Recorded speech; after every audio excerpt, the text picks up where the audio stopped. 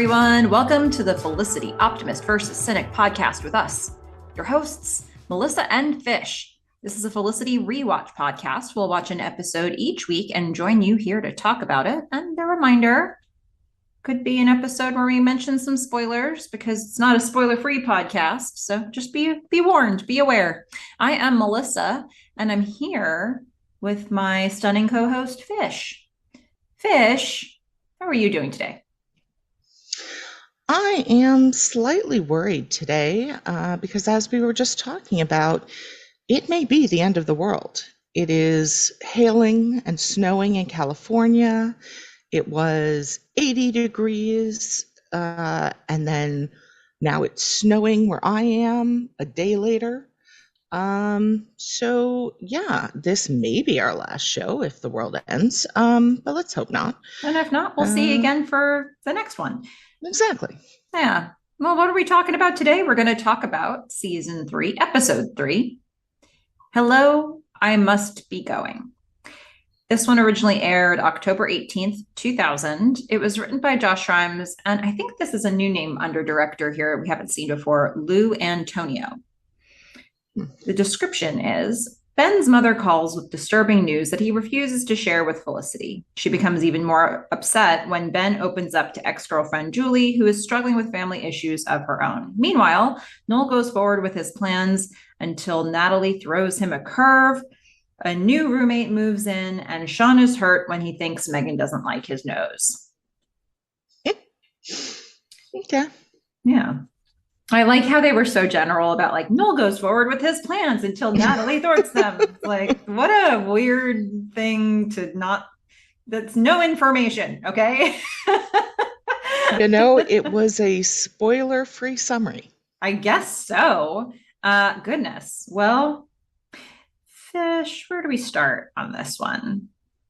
I guess we could separate out the Noel and Natalie stuff, but I kind of feel like let's take it in order. Why? Yeah. Okay. This is an interesting episode, isn't it? Yeah. Boy. I had some internal reactions. I don't think I had any external reactions. You didn't, and I'm really going to be curious as we go through. The last episode, you were like predicting for this episode, oh, it's going to be really heavy, isn't it? And I said, yeah, because I was remembering some of the weird stuff. They really have two very heavy things. And then a lot of, hey, look over here. It's like, I don't know what, I think this was one of those where they were trying to make it feel more like a blend. So I don't know. Like, maybe I just don't remember, but do you remember us laughing out loud at all during this episode? I usually laugh out loud a couple of times during an episode, and even with like the stuff where they were trying to be funny, I don't feel like at any point I actually laughed. Yeah.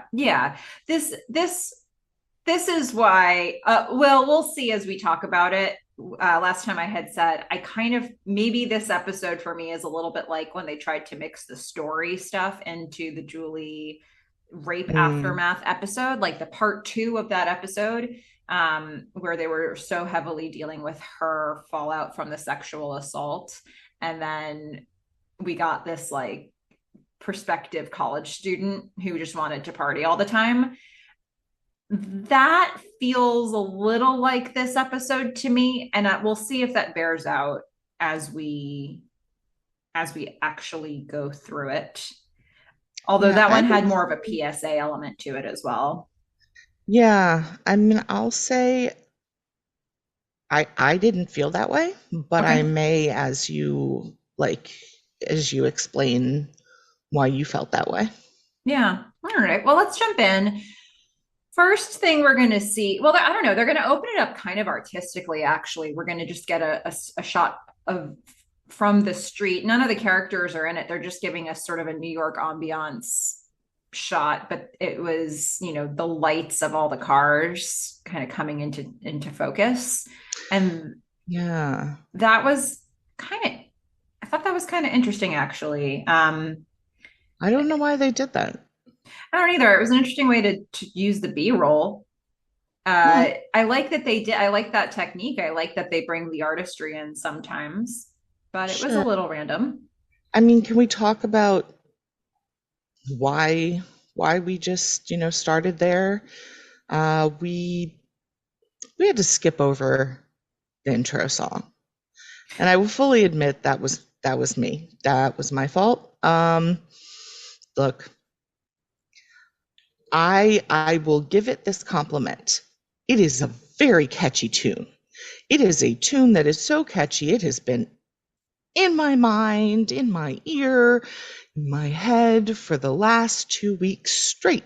And if it continues to be in my head, I will do something unfortunate.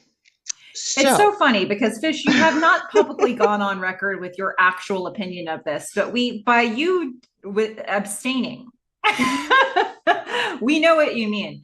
Audience, we have listened to it twice. We listened to yes, it in the first episode and the second. And now here on season 3, Fish was like, evermore, henceforward, yep, please fast forward through this yes. theme song. I listened to And the other one and Melissa would sing it, and it was the favorite part of my week. yeah, but This one, that's not a thing twice. anymore. Yeah, twice. And I was like, no more. Because I have been listening to it in my head on repeat for 2 straight weeks now. Yeah, okay. So it's a little earwig. It's there. It's catchy. It's catchy. And I'm done with it. Sometimes there are credits of shows that are catchy and you want to listen to them more, like Succession. I'll listen to that all the time. I'm always gonna watch that and listen to that when the show comes on. Not this one, I guess, though. So, No, all right. Well, no. we're gonna open up on Felicity and Noel. Felicity Thank is, God. yeah, I think many of our listeners would agree with you on that. Yes. Felicity is fixing the mistake that is the streaks in Noel's hair. Yes. She's, I guess, dyeing it back. Uh-huh. Mm-hmm. Yes. Thank God. We open up on Felicity. I don't know why she's not wearing, at least I didn't think she was wearing gloves, but she should have been wearing gloves. But yeah, she's supposedly dyeing his hair back to its normal color. And while Noel sits over the sink, just saying, how am I possibly going to get my life back on track? And just listing all of the ways that his life is just a mess. Yeah, and I think, the action of this scene is fixing his hair, but the sort of the crux of this is them deciding what the strategy is going to be for getting an annulment. The Yep. decision is that he needs to not be married to Natalie. The thought is that an annulment is the way to get there, but they have to pick how that's going to be. He's like mental incompetence. And What I'm he like, starts that's there. the way to go. I mean, Leon, dude, you renamed yourself. Yeah. Keep your hair the way it is.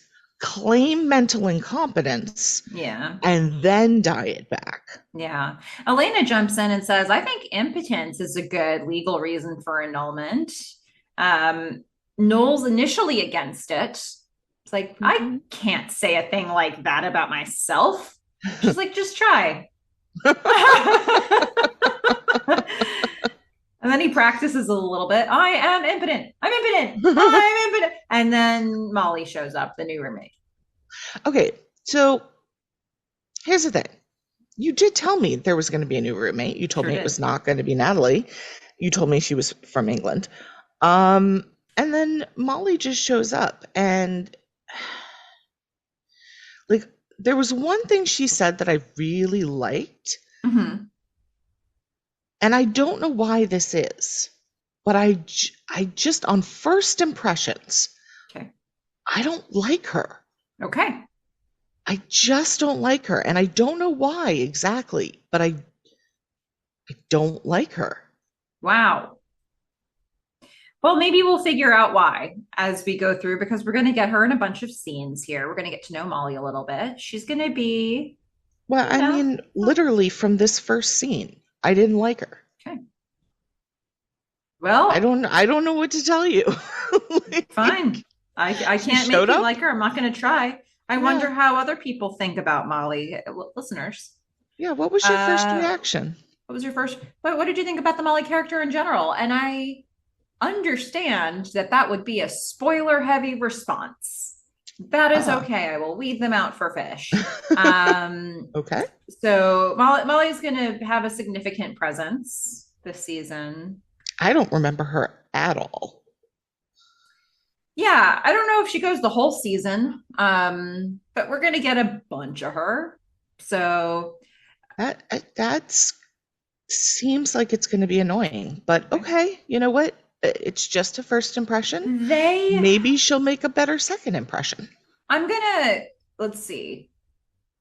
I'm going to just put an initial thought out there, and it's been a little while since I've really poured in detail into her episodes, but I feel like she's another one like a Greg that they were like, what do we want her to be? And she's sort of like a character that when I think about some of the stuff that's coming up for her, it seems like the different directors of the different episodes or the different writers of the different episodes just didn't really have the template. So Okay. she's got some various elements to her that just I don't know. We'll see. I'm gonna say now, I'm gonna stake my claim now that I think she's gonna give us some Greg-esque vibes in terms of what we think the writers understand about her character. Okay. And we Um, ended up liking Greg, so like well, not to maybe say I'm that there's wrong. anything about the two like personality traits of the characters that overlaps, just the here's a character that we can use. Well, And and then they sort of plug her in. she already is kind of coming off like that a little bit, I think, because it's like she's got this almost flat intonation, and yet it's supposed to be dry, sarcastic humor, but it's not dry enough to like be real British. And yet she's got this like thing on her face, that would say she's spiritual and like her mom's a psychic. And I don't know, she just feels like she's trying to be a lot of things. Yeah. Well, that might then bear out. We'll see how it goes. So we get that very first glance of Molly, and then we're gonna get, I don't know, this is a bit of a weird. They have to set up the end. Yeah. So that's I think why we got this, where we're gonna cut to Julie recording herself. This is not for some reason, I know. Sean didn't want to do this one I don't and understand rented it. a camera for her.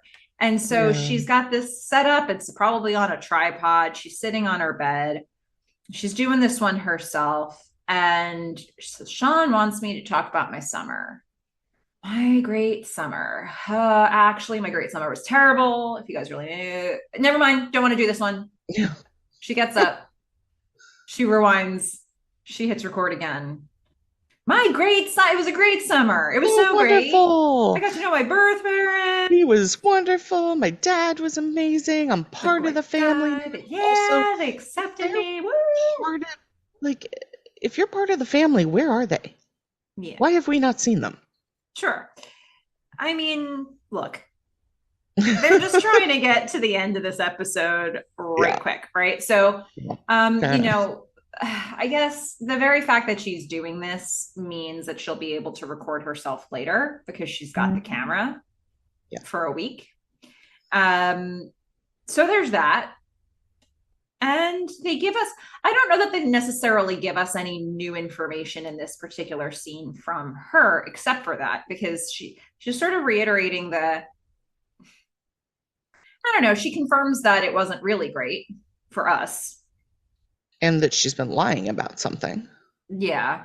You've been suspecting that the whole way. So I don't know that that would come as a shock to most viewers, but Well, I haven't necessarily been thinking she was lying, but I definitely thought she like didn't want to talk about something.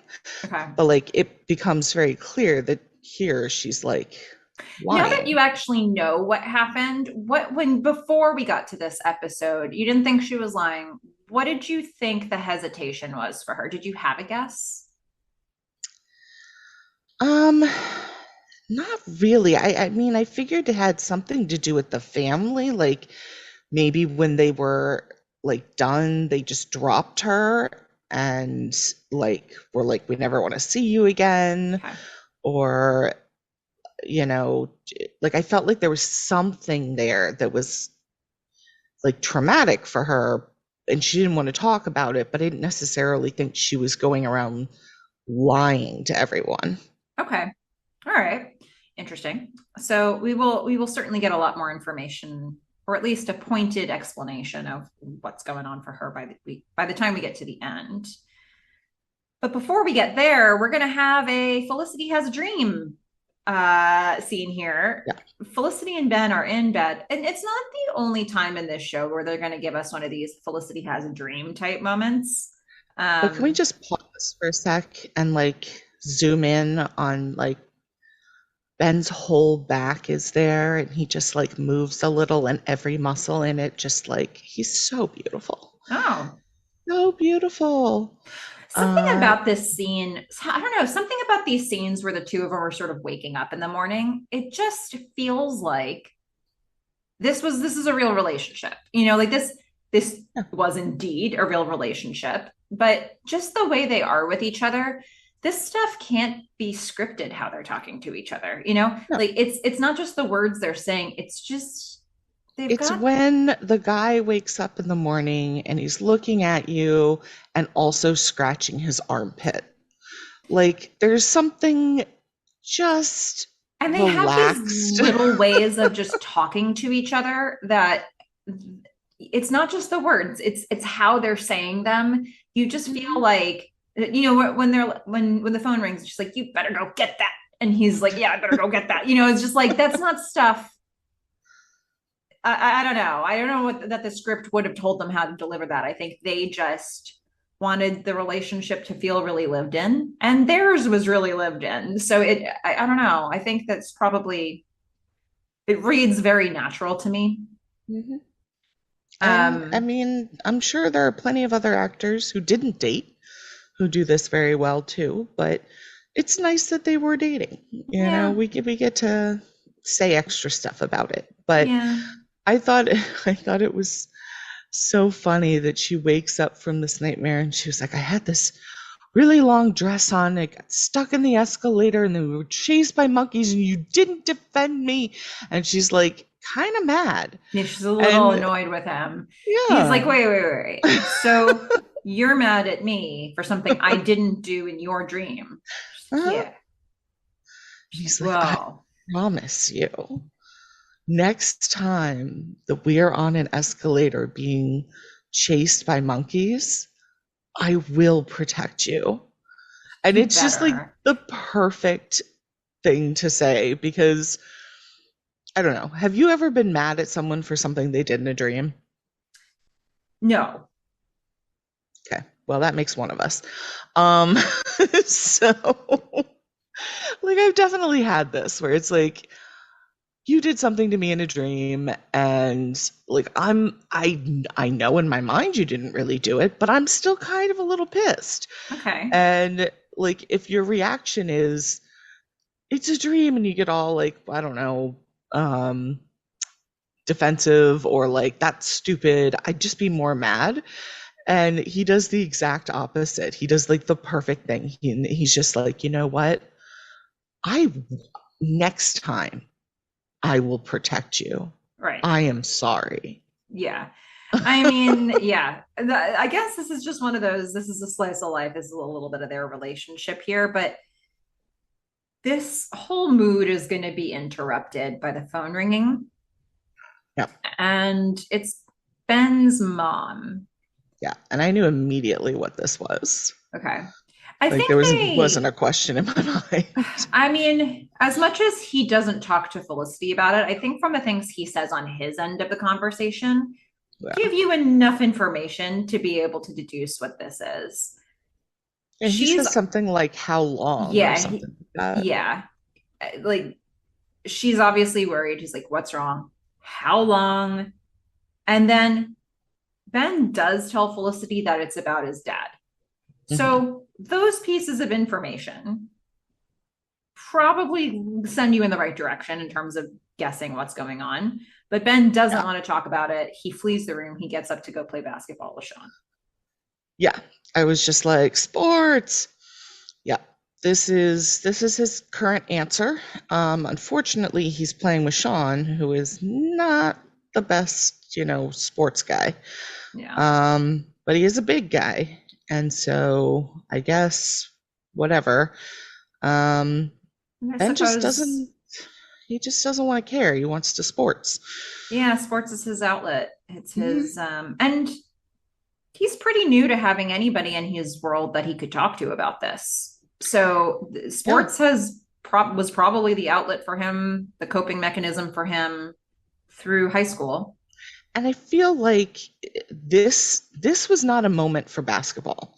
This was a moment for track. This was a moment for running. I thought he was Yeah, going to say, I'm going to go for a run. yeah, me too.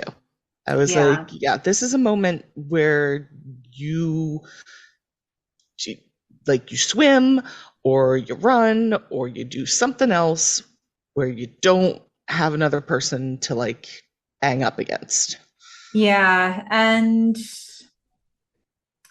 yeah, I thought for sure he was going to say he was going for a run, but they have to have this happen because they Right. have to give us all the Megan John stuff.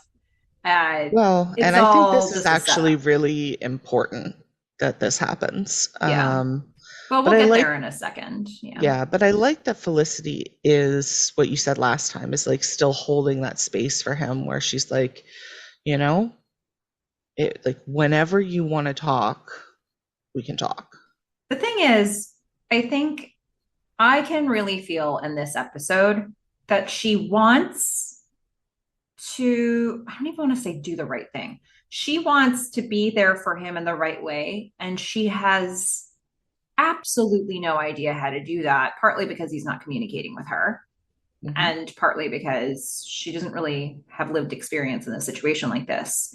So, but him not communicating with her is definitely a huge factor. So, like, she's just, you can see in every scene, she's trying to, like, uh, what do I do here? Yeah, she's trying to figure it out. It's a little walking on eggshells, except she's kind of stomping on the eggshells. Mm-hmm. Like they're there, but she's pushing maybe a little further than maybe somebody who had, I don't know. I feel like there's a naivete to her pushing him Mm-hmm. in this Yeah, and I think episode. there's also the Julie element of it, which is complicated in its own right. So maybe Yes. let's look at that more when we get to some of those scenes because there's a lot mixed into this. Yeah. But first we'll get a Natalie and Noel scene. The first time they're going to be at the judge. The judge. Uh, yeah, they're the point of this is that they went in to say we want an annulment, judge, make it happen. That is the point of this meeting. Hmm. We think. It's certainly what Noel wanted. And it's what the judge is assuming. And Natalie Uh-huh. has other plans.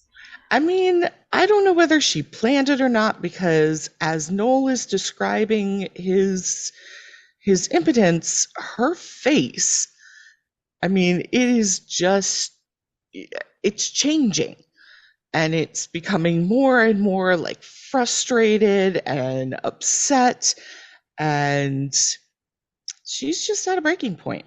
I love how this impotence is the strategy that he has decided on, but he is having a very difficult time executing it. He gets Mhm. around to the line. I mean, you could say I'm fairly impotent Yeah, with the judge. yeah. Natalie's not having this. You're right. She's like, I'm just not on board with this plan anymore. And this is the strategy he thought of. So she's going to go, nah, Judge, it's one of the best lovers I've ever had.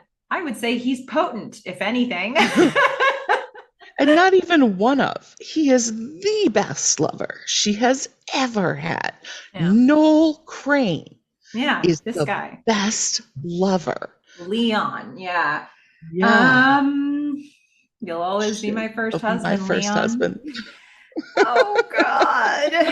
Anyway, so yeah, no, Yeah. Noel is just utterly confused about this. The judge is confused. He was like, you know what? We're going to sort this out and come back. Okay, we're going to come back. Just we'll make sense of it. Just like, I don't even know what's going on in this room. People come to me for an annulment. They get an annulment. That's what we do. Yep. Anyway, so we're going to head over to the basketball court now. I like the way they shot this. Everything was gray. Everyone was wearing gray. The court was gray. The sky was gray. Julie was wearing a super shiny jacket, but it was black. Everything was gray. I mean, it was all like a thunderstorm. Yeah. It was about to happen. And Ben is just going to take all his shit out on Sean. He's being aggressive. He's being physically aggressive in this game in a way that Sean Be certainly is not aggressive. prepared for. Yep. So, And Sean, I feel like everybody in this show, like, doesn't get how volatile Ben is. I mean, Ben checks him, right? And he's like, okay, Sean's like, back off. And then he does it again, and Sean's like, dude. And then he like does it. I mean, he continues to like he checks Sean, he's throwing the ball hard, he's not saying sorry, he's getting more upset. I mean, and he's what did looking Sean very think? intense about it all too. Yeah. He's Like, not what did there chit Sean think chat. was going to happen at the Yeah. end of this? Yeah. So at a certain point, and now Julie's here watching, and at a certain point, one of Ben's checks goes a little too far. Basically, it looks like he elbows Sean in the nose. Yeah. And But not even Sean, like unnecessarily, like completely unnecessarily. I mean, he's just physically taking it out on Sean. yeah. And so Sean's upset because he's hurting and he's like, this was fun. Like this is not the day that I was planning to have. And so he storms off. And then at that moment, Julie could have either gone after Sean or she could have gone after Ben. And clearly both of these people are hurting. She could have just left. Or she could have done Done that her own thing too. because she's hurting too. Yeah. She chooses to go over to Ben. Yeah. And Ben looks like what's that Charlie Brown character that always has a little storm cloud? Or no, Oh, that's the dirt. Different thing. But imagine yeah. that character instead had a storm cloud. Imagine that the smelly kid actually was a rained on child. Yeah, was it like Pigpen or something? Yeah. Yeah. Okay, so it just Ben has a little personal thundercloud over his head. It's obvious, you can see it. It's not written on the screen, but it's there. Yeah. And Julie, her radar is immediately peaked, and she's like, "What is up? What's happening? You look like you were gonna take his head off back there. What is happening for you?" Ben initially seems like he doesn't want to talk about it, but then he actually tells her what's going on in very clear words. He says, "My dad's been missing for 4 days." Yeah.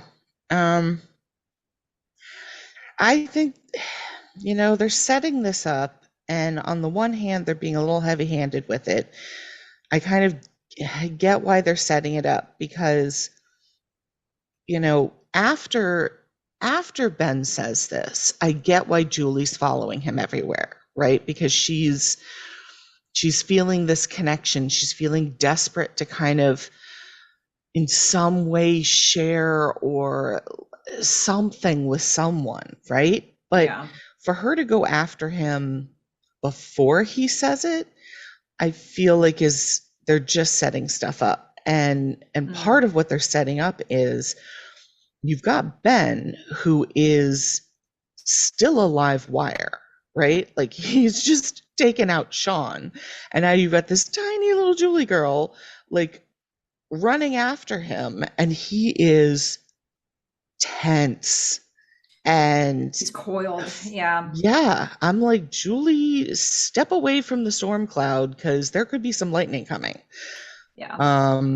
But she turns around and basically says, like, you know, we have this connection. She's kind of reaching for straws at this point because he doesn't know what's going on. But she sees it. And she's like, all right, your dad's missing. Like, my mom was missing. You were so supportive during that. I don't feel like she's actually trying to help him. Yeah. I think this is really more about her righting some wrongs of her own past if she can, which she can't. This Yeah. has nothing to do with the thing that's bothering her, but I guess she's transferring it and Well, or hoping. just trying to find some sort of other person, right? Mm-hmm. Who, like, just trying to reach out and have some sort of connection because she's probably felt so alone, Yeah. during, I guess, ever since she found out, even with her family around, she probably felt really alone. But I Yeah. do like that she says here, I'm basically, I miss like year one Ben. I miss that guy who was Mm-hmm. so supportive and that I felt so safe with, because the guy she has in front of her right now is not the guy to feel safe around. No, but she's offering herself up. She wants to help. And I don't know, it's so complex. It And really is. when you're first watching this, if you don't know yet what you know by the end of the episode, I don't know if it then reads differently to you when you then know that information and watch it again. And now you can add to it. Yeah, sure, we had this connection over my mom and your dad. But now you also see that she let her father die and she's trying to avoid the same mistake being made, because or she thinks it's a mistake. She's deeming this as a mistake because she felt that way for herself and she wants to head this off at the pass. You don't have all that information on a first watch with this, so her explanation of my mom, you help me look for her and I will help you look for him, reads like a parallel that Ben could grasp, but it's certainly not the whole story. Yeah, and she still doesn't have enough information at this point, about like how bad it is for his dad. Yeah. So I feel like they were getting at something, but the timing of communication was just a little bit off for the reactions each of Yeah. them was having. But It's yeah, weird because I feel like they laid everything out in this episode the way they needed to in order to make the story work, but it comes across to me like an episode where they had to put everything in this order. Like this has to happen for this, and this has to happen for this, and this has to happen for this. And it feels like it's all story construction that isn't really as organic as you want it to be. well, Um, and I think the if you're going to construct the story in that way, what they're requiring is that the actors that have reactions to information that they get later earlier. yeah, And that part, I guess, was throwing me off a little bit. Because I yeah, was like, all right. I mean, I kind of got it at this point. I was like, okay, like you both have parents that are missing, but like that's not the same thing. Like, I kind of had Ben's reaction. I was like, that's not the same thing. yeah, Um, yeah. All right. Well, we're gonna head from this to a documentary style moment. We're gonna get some Molly. mhm. Sean wants to meet Molly, and he's letting her know some lingo. He's like, "I need a hook. I need a hook." There's like no way it's going to be Molly, by the way. That Molly's not going to be your hook, but that's okay. We've just met her. So Molly introduces herself. It's her junior year. as well. And she's studying abroad from England. And she's going through a couple of the details about things she's interested in. She caps it off with that she's studying orgasmology, Yeah, which I'm sure piques that's a Sean's real thing. interest. Yeah. Studying the science of the human orgasm. Sean's like, gasp. Yeah, because that goes so perfectly with fashion and photography. I'm sure that, the whole like biology and medicine thing she was just doing on the side. Yeah. Okay. Go So ahead, Sean. Fall for that. Sean's excited about that. She's like, no, no, wait. I was kidding. I was trying to give you a hook, but I can't follow through with this. Sorry. No. No, no, nope. You believed it, and now I can't. Sorry. Yeah, that was as far as I can take this journey. But it seems like you're still going to continue on it, and that's fine. Sean, he was excited about the idea. Of course he was. All right, so now we're going to move from this to some non-documentary footage. We're going to get Elena, Felicity, and Molly. They are cooking Bubbles and Squeak. Yeah. I hadn't ever heard of Bubbles and Squeak before I saw this episode, and I've never had an opportunity to eat or be served Bubbles and Squeak, but I would like to give this my note from an optimist. Oh. And I don't know why. How can you say Bubbles and Squeak and not have a smile on your face? Bubbles and Squeak. Guys, Bubbles and Squeak. Okay. Now, if you have a recipe for Bubbles and Squeak that you'd like to share with me, that's great. I don't cook. I'm not going to make it, but I'll read it and fully understand what good Bubbles and Squeak entails. If you enjoy making it, maybe send us a photo of you eating your Bubbles and Squeak. Or if you're at a restaurant and you actually see it on the menu, take a picture of the menu. I want to see it. All right. Bubbles and Squeak. It makes me so happy. Yeah, it didn't actually look like what I know of as Bubbles and Squeak, but it looked like they were doing like a mirepoix. Like it looked like carrots and onions, and I was just like, what is happening? Like when she was like Bubbles and Squeak, I was like, that's cabbage and potatoes. That's what I found when I looked it up as well. But she had all different kinds of vegetables going on in there. She's like, it's the sound that the vegetables make when they're cooking and frying. Bubbles and Squeak. I just love it. Okay. I listen to a lot of like English books, and so I've heard a lot of different like English style, bangers and mash. One of my favorite is Toad in a Hole.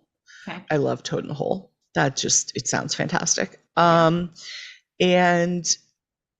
And Bubbles and Squeak is definitely one of the ones. I always, for some reason, I always assume that whatever is being cooked is something I would not actually eat. Okay. Like which might be the case for me as well. But the name, the idea of it all, just yeah. Yeah. I feel like they put tripe in too many things. Okay.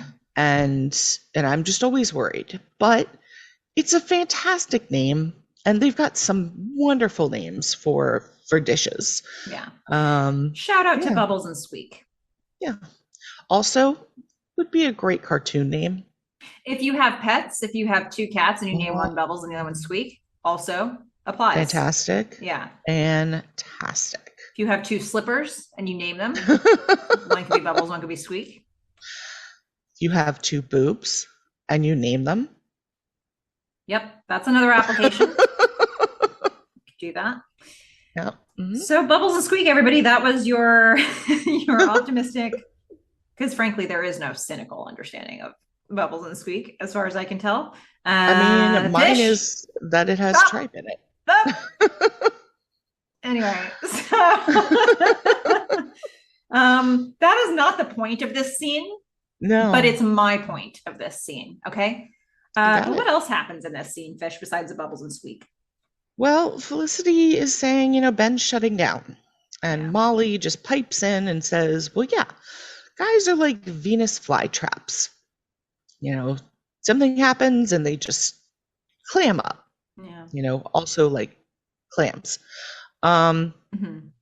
thought there was some great music going on. And then, Molly kind of says the one line that I actually appreciated from her, which is, yeah, I mean, I guess it's all fine as long as he doesn't start hitting you. Mhm. Uh, he broke Sean's nose. And Felicity's like, huh? What? Everybody just seems to have more information than Felicity in this scene, Yeah. and this one's really big coming from Molly. And the thing is, the Molly is generating first impressions of everybody. Yes. So if this is the first thing that she says about Ben, it's like, Yeah. whoa, Huh? that's a lot. But also accurate. Mm-hmm. I mean, I was kind of like, all right, I may not like you, but I agree with you. Yeah. And then Felicity's like, okay, well, didn't know that. You know what else I didn't know? That he's just like confiding everything in Julie. Julie walks in. Yeah, Julie walks in. Where was she? Oh, I was with Ben. Yeah, we just been hanging out. He's just dealing with a lot of stuff. Leslie is like, oh my God. Yeah, yeah, but it's not personal, like because Ben and Julie have this whole connection because of, Julie's mom and all that. No, come on, Julie, come on. Yeah, it's just really complicated here. Julie's the one that reveals to Felicity in these words that Ben's dad is missing. He's been Almost missing for a 5 days. while. That Ben was tasked with filing a missing persons report, which he doesn't want to do. Mm-hmm. This is a lot of information for Felicity to be getting from somebody other than Ben. Yep. And then, knowing that like the moment that he left the bed with her, he went and broke Sean's nose or whatever he did with Sean's nose. It's just he's just I like the way that you used the term live wire. Yeah. If you're Felicity in this situation, because the thing is, okay, she keeps centering this around, I'm worried about Ben. Mm-hmm. And She should be, but she should also be worried about everyone around Ben. yeah, but layered into this is the fact that Julie dated Ben, Mm-hmm. and there's this whole connection that she had with Ben came out of him being sort of her white knight with her search for her birth mom. And then when she found out who her birth mom was, she still needed a white knight. Mm-hmm. So, like, that was this major point of connection between those two. And if you are at all insecure about your current relationship with Ben, like Felicity in this situation would be like, oh my God, Julie of all people, Julie. But I don't really feel that she's focused on that here. I feel like it's just so many red flags. And I feel like she keeps bringing it back to Ben. I don't think that there's this undertone of her being jealous. What did you feel? I thought that she was surprised. Mm-hmm. And she was surprised, not just about the nose, not just about the information, but also about the fact that he talked to Julie and not her. Yeah. I don't know if it was so much jealousy, but I definitely feel like Julie throughout this was really like Baiting poking her. people. Okay. Not just her, like a lot of people. Like she started in the last episode with Megan and Elena, and she's just continuing to, like, she's hurting inside and she's upset and she's emotional and So she's she's kind of doing lashing the same out. thing that Ben's doing, but in a different way. Yeah. Yeah. Interesting. So Felicity now has all this information. She's going to go straight to Ben with it. Um, Yeah. this is a hard conversation. So It was a Felicity, hard scene it was a to hard watch. scene. Like for me, the physical part, like the physicality that Ben has Mm-hmm. is very hard to watch with Felicity standing right there, like la di da di da. Like he is hardly keeping it together. He's like physically holding himself back. He like, you know, I don't Like, know if she's la-di-da-di-da. I think she is in terms of like what could physically happen to her. Yeah. She she does not mince words. She says, Julie told me what is happening with your dad. Mhm. And she's trying to figure out she's trying to figure out what she can do, I think. And she, Ben says, I'm not going to do anything about it. My dad deserves this. She's sort of asking these like why questions, which he's getting defensive about because it's like because like it's just my dad doesn't deserve this Yeah. because And he's like, and don't tell me what to do. Like he's like, I don't want to hear it, you know? and I don't necessarily know if she was about to try to tell him what to do. I I don't think she think she was. was really just trying to I think her point here is I'm here for you. You can talk to me. I don't want you to be hurting like this if there's something I can do. I think that's what she wants to communicate, but I think any question posed to him is going to be seen as a threat. And I don't know. He's just so raw. Yeah. I mean, she's like, look, I'm not trying to judge you. Like, I only want to help. And he says that back to her. He's like, I get it. You're just trying to help, but I just want space. This has nothing to do with you. Mm-hmm. And she says the word space, and like looking at her face, to me, it felt like he, I don't know, almost like a gut punch there. It was like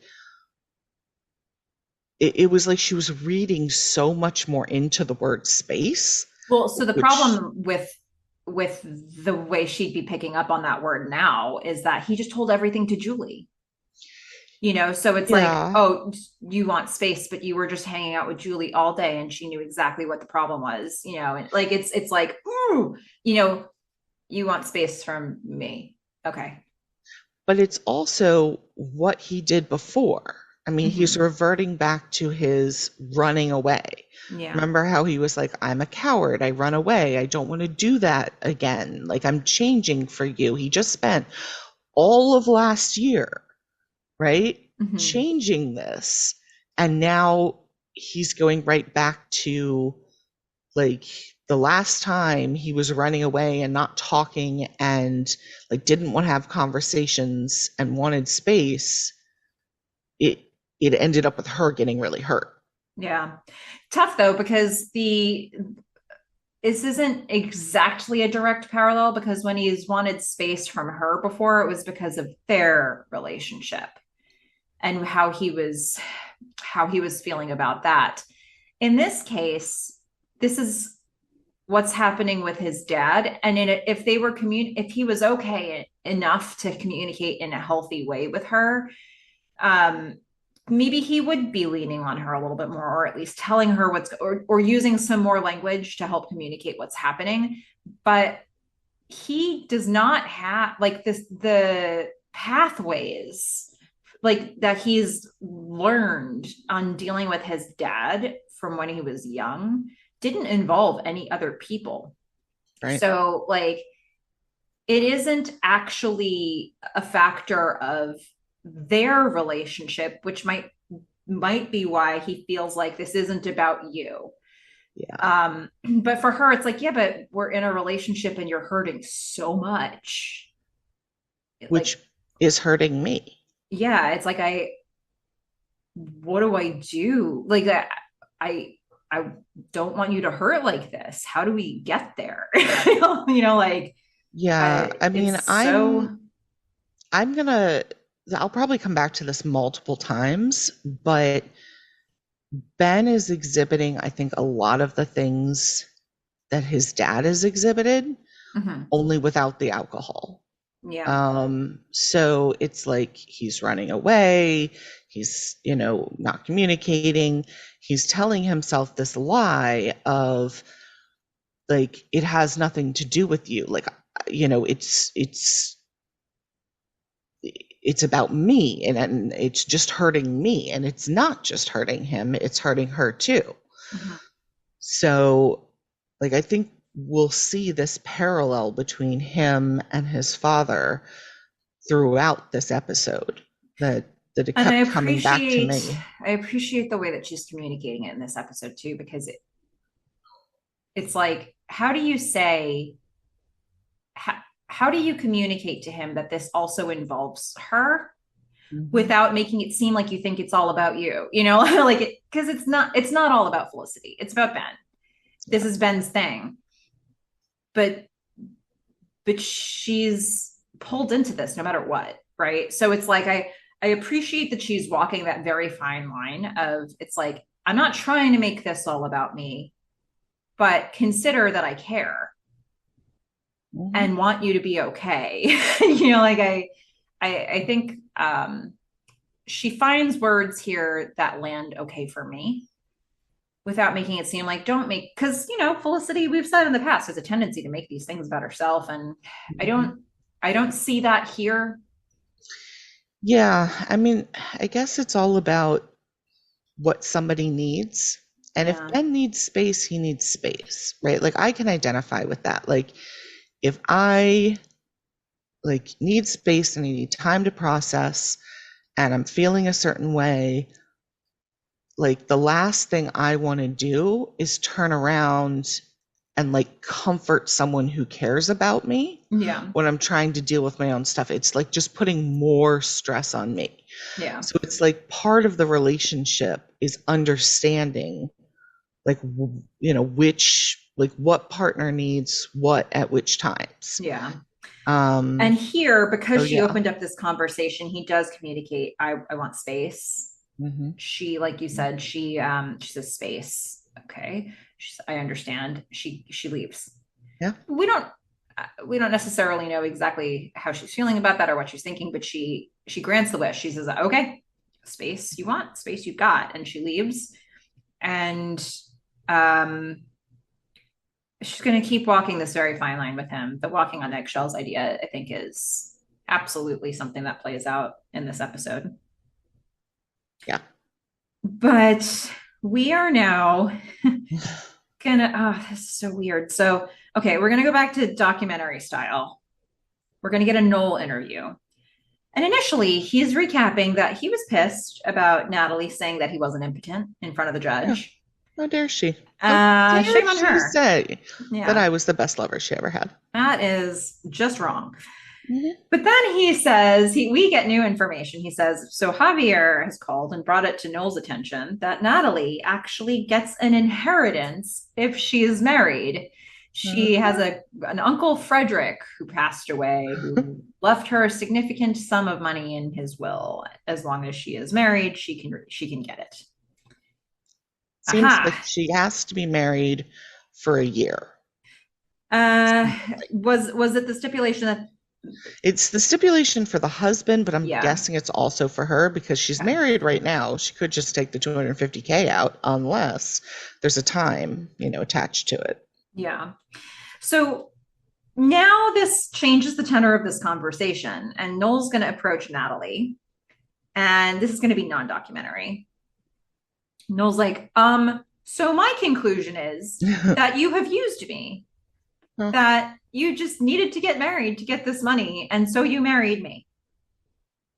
Natalie's like, no, that's not it. I wanted to marry you. I've been asked to be married. There are others who have asked me to marry them in the past, and I've said no. Well, and also, you proposed to me. So, and he's like, well, then why didn't you tell me? And she's like, oh, I don't know. Because I didn't want you to think it was about the money, like this conversation we're having right now. And you know what? I believe her. Well, I sort of believe her, except then she says, and my husband of 1 year or longer gets $100K. And so I'm like, she's going to get $250,000. By being married. And then she stipulates that there was a clause for the husband too. $100K. And I was like, all right, like I do actually believe her, but I also think she doesn't know Noel well enough to know that she should not have said that last thing. That did Mm. not help her case. Well, I don't know. I guess it depends, right? Because you could look at it as that's the moment when she's manipulating him. But the thing is, like, that is the thing that gets him his wheels turning. But not really, right? Like, Well, he's that's not considering it where a he whole ends lot up. more. It's not where he ends up, but he's considering it certainly a lot more than he otherwise would have been. And Yeah, for a few seconds. I don't think I think that's in general was not the way to go. But yeah, it's out there now. it's out there now. So we're gonna go. Okay, now we need to get weird. Okay, so non-documentary. Uh-huh. Megan is taking care of Sean's nose. Mhm. Uh, Fish, what goes on in this scene? Megan is playing nurse. She's taking care of Sean, putting a little band-aid on his nose and calling him a wimp, but then he's like, "But I was playing sports, so I'm manly." Mm. And then they're like, "Ha ha ha, yes, you're manly," and they're very cute. But then Sean asks, "Well, as long as it's almost kind of as close to broken as it could get, I could get a nose job." And Megan, instead of saying apparently what Sean expected, which is "You Ooh. have the sexiest nose ever," Mm-hmm. Megan's like, says, "Oh yeah, you do that?" "Yeah, is that something you'd consider?" Sean just um, Sean's like, "Whoa, hold up. That's not what I wanted you to say." yeah, I was looking for validation just then, and Yeah, you were this like all one. excited that I was gonna be adventurous. Yeah, I feel like he kind of set her up there, but Yeah. he doesn't know. He doesn't know the history. He doesn't. So she initially gives him one version of a history, which is, well, knew this kid Kyle once. He was 14. He said he fell off a ladder, but really he was just lying because he wanted to get a nose job. Yeah. Yeah. And she seemed to respect it. And Hmm. then Sean's obvious conclusion from this anecdote was, "You hate my nose." Right. And it's his best feature, so she must hate everything else about him. Yeah. Look, in an episode where Yeah. Ben's dad has alcohol poisoning, is lost for 4 days, and Ben's trying to decide whether he's going to file a missing persons report. And Julie's grappling with the fact that she let her father die on her watch and is going to exit the show. They, I guess, needed something weird and light. And this fit the bill. Sean and Megan fight about Sean's nose. Yeah, I actually really liked it. One, Mm-hmm. because I thought, breaking Sean's nose, I thought was really important to Ben's like, yeah, I thought it was important to Ben's state of mind, I guess. Mm-hmm. And then I thought they were cute together, and like Megan, was finally ends up being honest with him, and I don't know, they ended up just being really sweet. So whereas Story was just random and I didn't particularly like her, Mm-hmm. like this I thought was really cute. I think that this is so we're going to get a lot of Sean and Megan fights, and this is their dynamic. They bicker, they get in fights about things, and then there's ultimately a love that underlies it all. Yeah, but And in particular, I think this one was cute. Like, this is yeah. probably the fight that they have that's about the least important thing. If I had to put it out there, there will be bickery, weird fights that they have later that are about slightly more serious things. This is just like it's like they're going to scale up the level of difficulty as time goes on. They're starting real small. They're starting real simple here. And and I think they just needed to have something here that was like, we're going to enjoy when these two people are on screen because we're going to have a hard time with everybody else. Yeah. I mean, I That's think fair. Noel and Natalie have a little bit of that energy in this too. Yeah. Um, but yeah, I think they were trying to strike a balance here, and Sean and I Megan's how they don't got think there. it I don't think it balanced, but I still like this part. Okay. So, all right. Ben is now playing basketball alone until Julie walks up. I know. Now She's becoming a she pest, to knows be what's honest going here. on, Yeah. right? Now I feel like she's sort of like glomming onto him to try to like feel better or feel a connection because she can't really do anything about what happened with her. Like I feel there's this desperation for her to like connect with him. Yeah, there's this desperation. I think if she were in a more balanced place, this is too much. What she's doing is Yeah. too much. She's Yes. inserting herself in places where it's one thing to say to somebody, I'll be there for you as a friend. It's another thing to say, let's roll up our sleeves Yeah. and do this thing together. And he's like, I don't want to do the thing. Like like you or not. Like I don't want to do any of the things you're rolling up your sleeves to do. And this is my life. And there's this desperation on her end. I do think that Ben, even though he's a live wire, I think that he has this history of what he thinks Julie's talking about here, where he's not going to punch Julie in the face. I I'm feel like I he's like there was a protective mode that he used to go into for her yeah. that I think he in this moment is like, wait, this isn't the same. But he's able to like tap into that reasoning side of his brain with her where he's like, okay, she's had this experience. I've been down this road with her. Like, how can I get there? He was not in reasoning mode with Sean.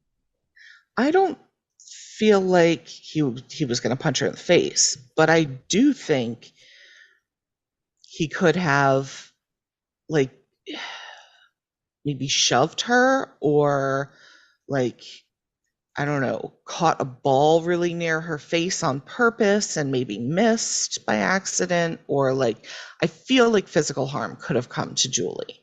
Like it See, wouldn't have been I don't him feel like like that was throwing a her on the risk. ground. Yeah, I don't feel like that was a risk for her in this situation. I feel like he knows enough about the live wire that she seems to be here or why this is hitting her so hard that I don't think he wants to be tested on this very far. But in this scene, I did not feel that there was any threat to Julie physically here. I feel like he's like, I mean, he's reasoning with her in a way that he was completely unable to do with anybody else. So I think he's got on a scale of 0 to 10 patience, where he might have a 0 with everybody else, he's got like a 2 with her. And that's just enough to get him through this conversation. But if she keeps pestering him, Yeah. I mean, I mean, she's the one telling him what to do. She's like, you can't do nothing.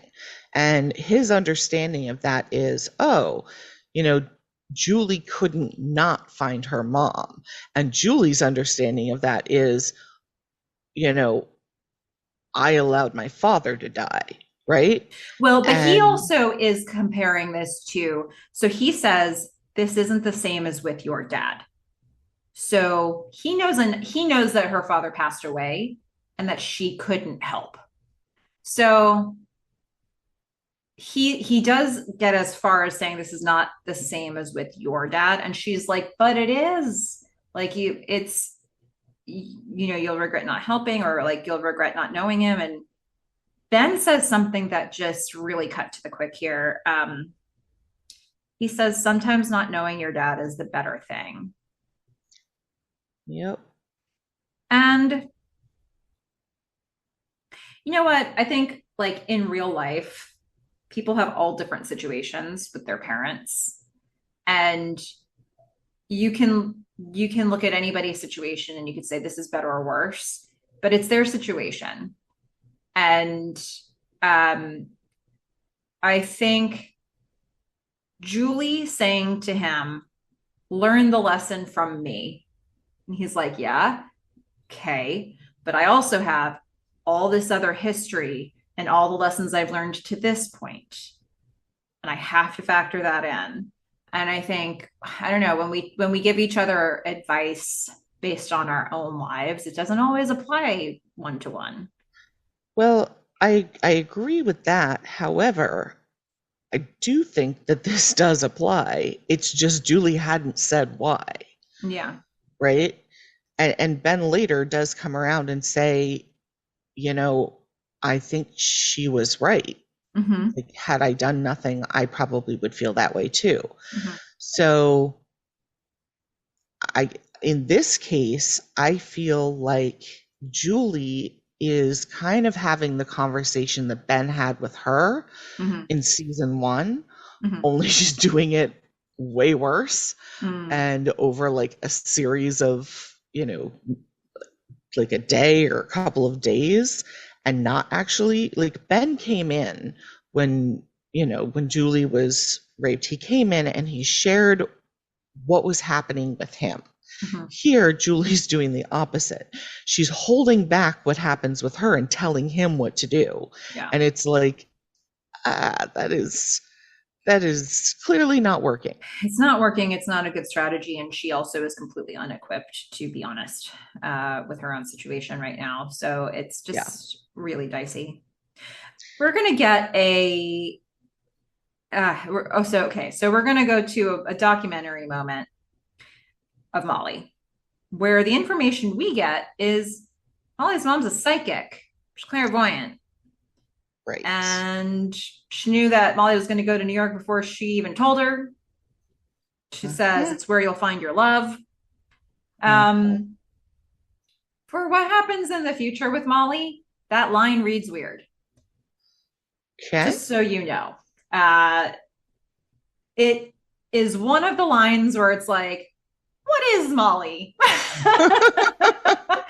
um, but you'll see later. And she Um, says it's hard to believe your parents, even when they're clairvoyant. mhm. And all in all, what? Yeah. Like, that's how I feel about Molly. I'm like, Okay. what? Okay. All right. Well, Molly's going to be in the next scene too, I think, right? So we've got Yep. a non-documentary moment. It's going to be all the girls at the apartment plus Ben and Noel. Mhm. And this conversation is all about Noel. Should I stay married? I'm For the thinking about money? it. Felicity's like, wait. So you were definitely not wanting to stay married until you heard about the money. Am I reading that right? Yep. Yep. Yeah, I mean, Noel is asking them, like, can I stay married for the money? And Elena's like, if you stay with her, I will never talk to you again. Yeah, Elena's like, marriage is sacred. Molly's game, she's like, hey, that's a lot of money. Yeah, exactly. That was her whole contribution. Yeah, let's Just be practical like, about this. 100K. And Mm. then Noel looks to Ben, I think, in the way that you might have hoped that he did Yeah. last episode. He says, Ben, what do you think? I'd like to know your thoughts here. Yeah. Ben's Ben has like, clearly not been listening at all. He's been like looking down, been looking to the side. He is not he's not even in the same room, yeah. possibly not the same world. He short circuited at the beginning of this conversation, and he's just sitting there fried right now. He's like the Bubbles and Squeak after you take it on the heat off of the heat, you know. uh, he's he's just toast.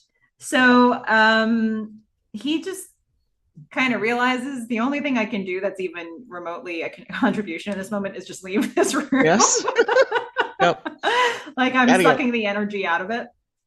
So he leaves. Felicity follows. Ben does his thing. He's running. He's not communicating. Yeah.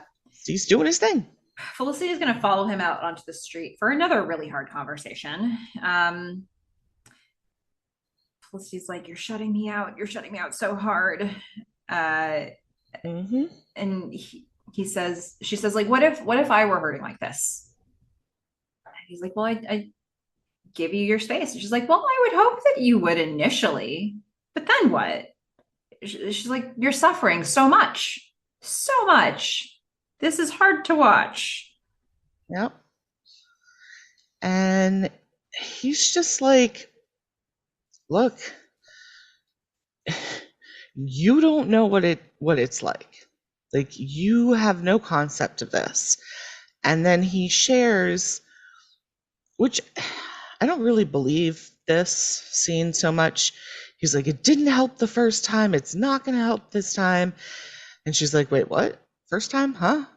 And basically in 7th grade, his dad goes on a bender and he is found in his car like a couple days later, and he just like gotten shit-faced and was, sleeping it off in his car.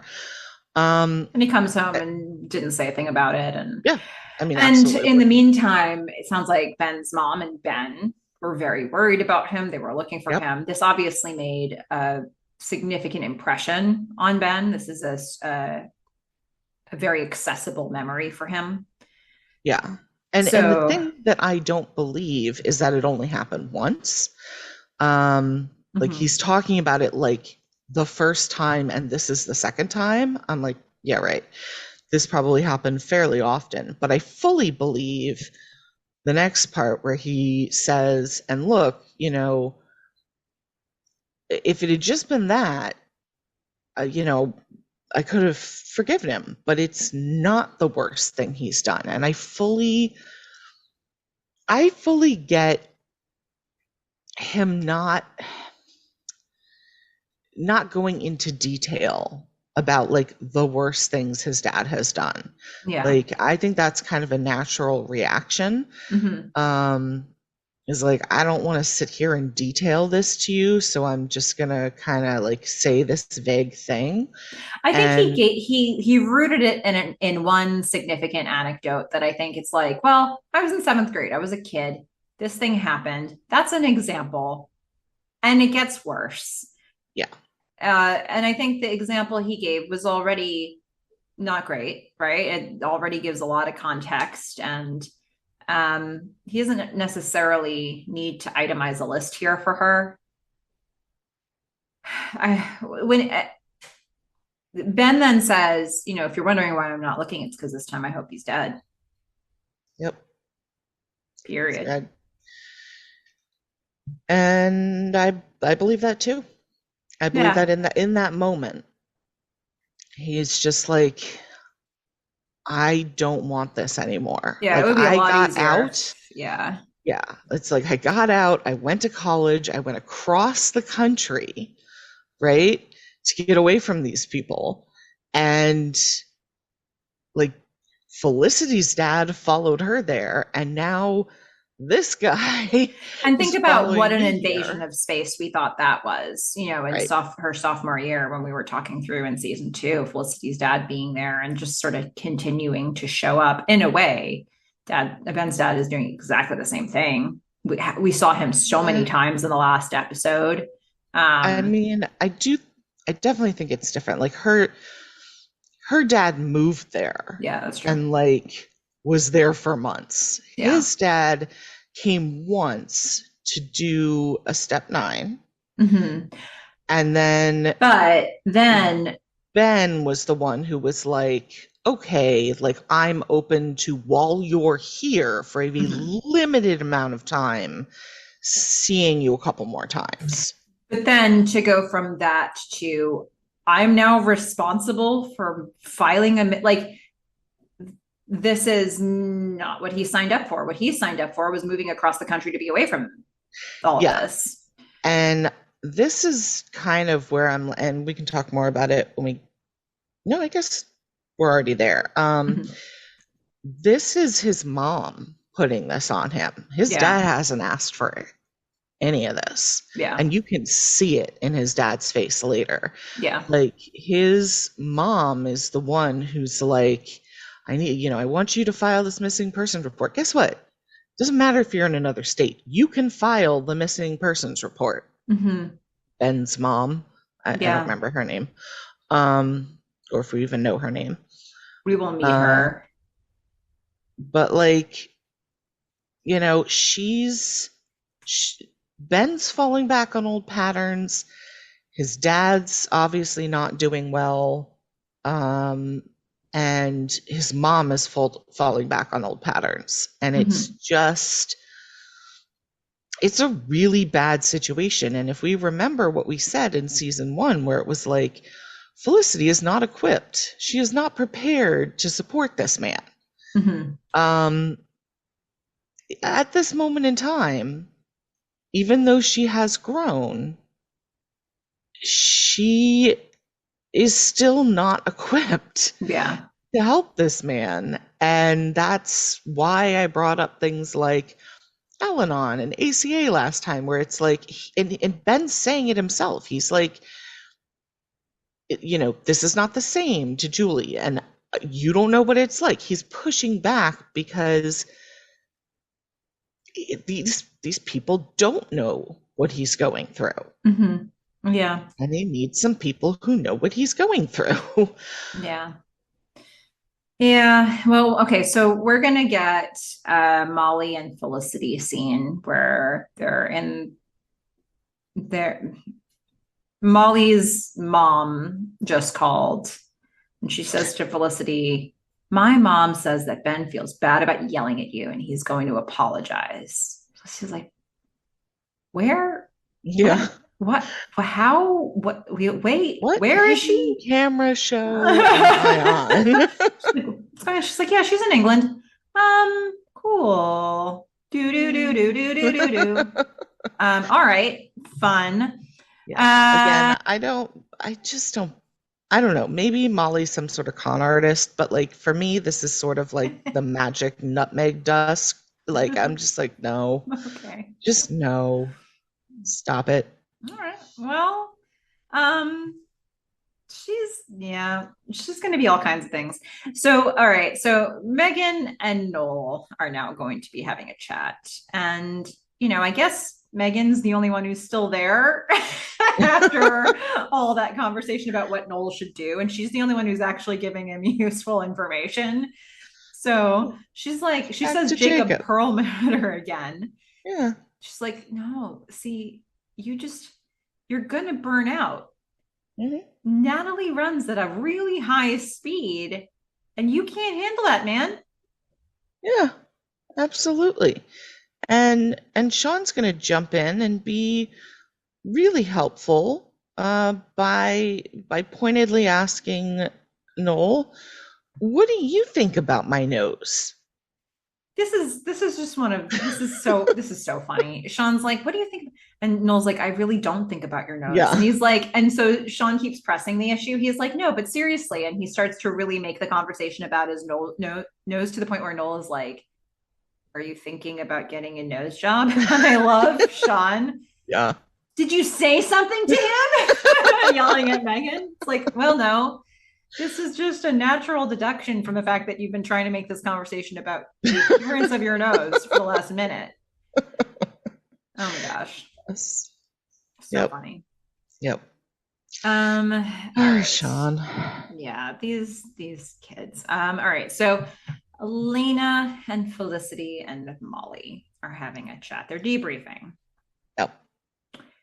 And this is where the episode starts to get chaotic. So, okay, the ladies are having this conversation, and Elena's putting out a theory. Look, I think that Julie just hasn't dealt with her father's death, and that's why she's kind of hanging around with Ben so much and like trying to sort out all this stuff. And I think she's got something going on that's pretty deep here. Yeah, and Elena shares a bit about herself. She's like, "Look, you know, when my mom died, like I went wild," and she's sharing like how unstable she was. Mm-hmm. And she's saying the same thing's happening to Julie. Yeah, And I see the Felicity, signs. yeah, Felicity's just like, "Yeah, that's nice, but like I'm actually concerned about Ben." And I was Yeah. like, "Oof. Cold. So the Cold, thing Felicity. is, my interpretation of what Elena said was I feel like it came on the back of a conversation about Julie knowing or doing so much with Ben. I feel like we missed a line in this scene. I feel like they were having a conversation and we jumped in halfway through, and the conversation had been about, you know, Julie and the Ben stuff. And I feel like what she was saying was, I think we need to put some context to this. I think Julie's struggling really hard right now. So I think when Felicity said, yeah, I'm concerned about Ben. More concerned about Ben. Yeah, I think that for me, that felt like it was a response to the conversation we missed. So you think she's saying, I'm more concerned about like Ben's state of mind than Ben and Julie hanging out. That's what I rather think they're than, trying to say. And I yeah, think for rather than that, how I read it, which yeah, was, I'm more concerned about Ben than Julie. I think for my interpretation of it to make sense to everybody, they would have needed to show us, they would have needed to back up the conversation that was happening between those women a few lines earlier, where I think it was about Julie knows all this stuff that Felicity didn't know. Yeah. And Ben seems really comfortable. Well, not comfortable. Ben obviously has talked to Julie about what's going on, and Julie's inserting herself. That is not to be confused with Ben feeling comfortable with her doing that. But since nobody else is there to see it, if Julie says I was hanging out with Ben all day, He's just having like mini explosions. yeah. So I think she's there. My understanding, when it reads less cold from Felicity, if you look at it this way, but it's like, yeah, instead of Felicity being jealous about, I think in Elena's point of view, it's like, oh, okay, this could be weird for Felicity that Julie and Ben are having this bond. Here's what's going on for Julie, and Felicity's like, yeah, but my bigger thing here is Ben. Like, it's not about their bond. Like it. Yeah. That's how I looked at it. But I can appreciate that if you don't imagine all that stuff that I just imagined. If you don't apologize away. Yeah. Felicity being super cold. Yeah. This feels like a scene that has like deleted parts. Yeah. I mean, if it tied back to the earlier stuff, I could see that. I mean, I definitely see it. It's just the way it's actually done. Yeah. It felt pretty cold. But then again, Julie's being a major bitch. So Julie, I mean, really, Julie's being an untenable roommate with all of them. You know, like, I mean, that's a very nice way to say it. This is hard. You know, it's like if you've got somebody, I don't know, this isn't workable long term. Like something has to shift here. And it will. Yeah, apparently. But something really does have to shift. And so, but we're going to keep moving into this chaotic part of this episode where, okay, we're going to get Sean and Megan. Yeah, you're going to have to explain this part to me. They're just having a fight about his nose. They're just. Right. But what Megan says is, it was a compliment. Yeah. What?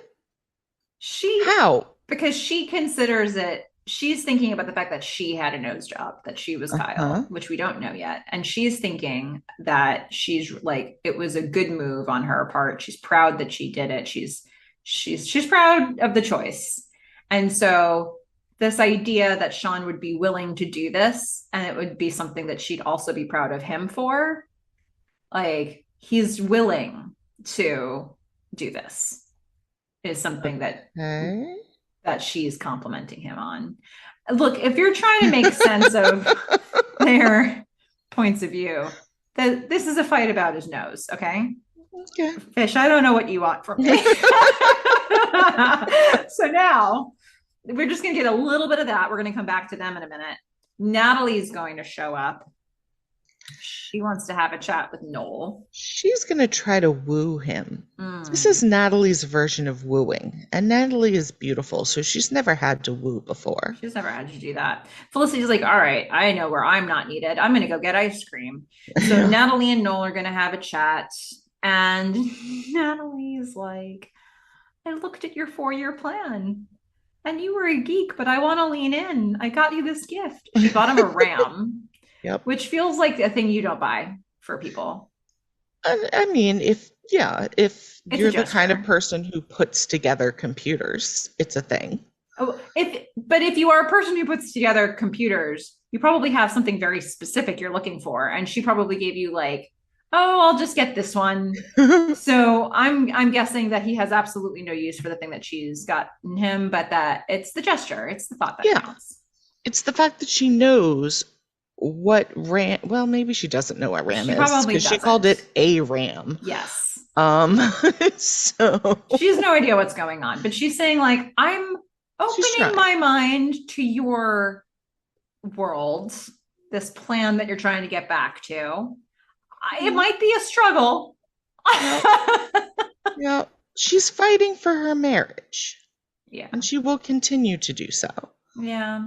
So now, okay, we're just getting that little piece. And now Felicity is on her way to get some ice cream, but she doesn't get that far because when she gets to the elevator, Ben comes out of it.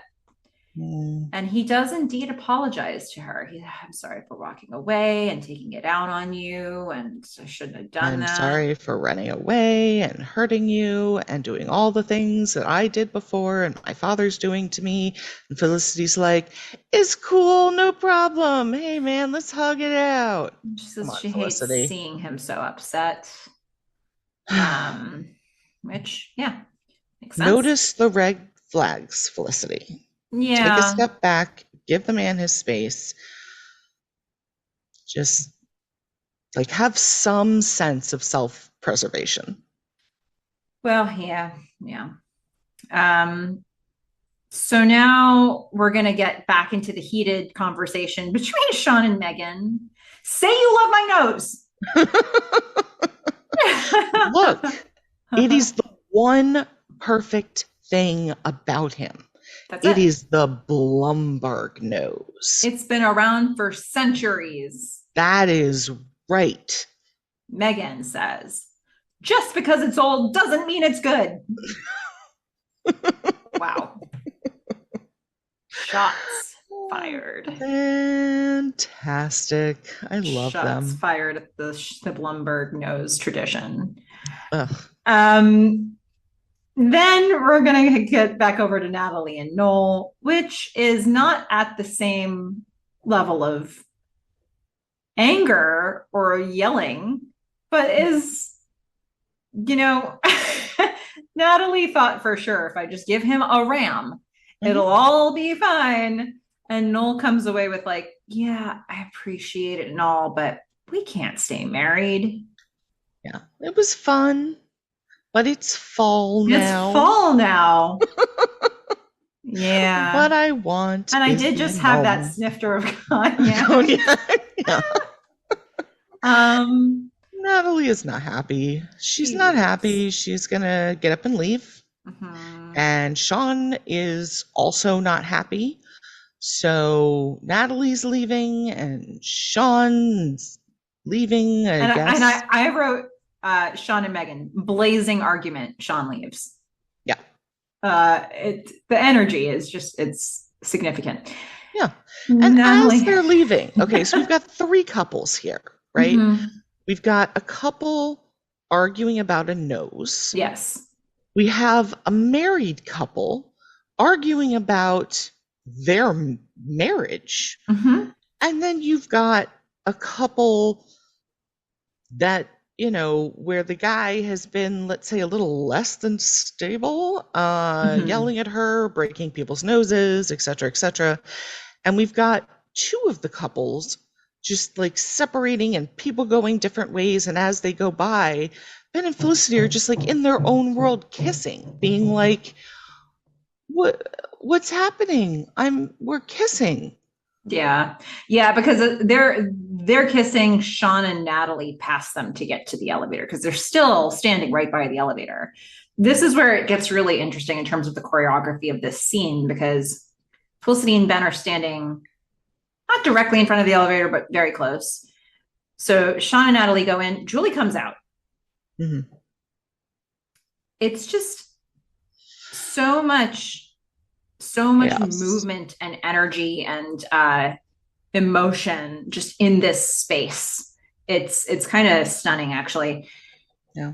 So Julie comes out of the elevator. She's clearly on a mission to talk to Ben. Yeah.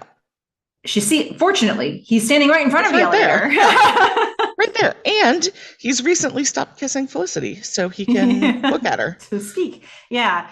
And so Julie sees him, stops, and goes to have this conversation. She's like, Ben, let's talk alone. And Ben says, no, we can talk with Felicity here. Mm-hmm. I mean, good on him for that. Yeah, I think that was an important gesture, regardless of whether Felicity felt threatened by that or not, you know? Mm-hmm. And so now the three of them are in this conversation, but it's mostly supposed to be between Julie and Ben here.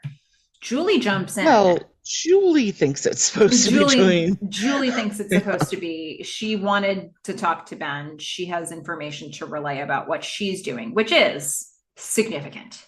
Yes. She says, Ben, your dad is at St. Vincent's Hospital. He has alcohol poisoning. He's like, and you know this how? She says, well, I filed a missing persons report. Yeah. Which your mom could have done. Mm-hmm. Ben rolls around to the point of like, this isn't your business. Yep. Not your business. Yep. Julie is getting at the idea that, look, you're going to regret doing nothing. Mm-hmm.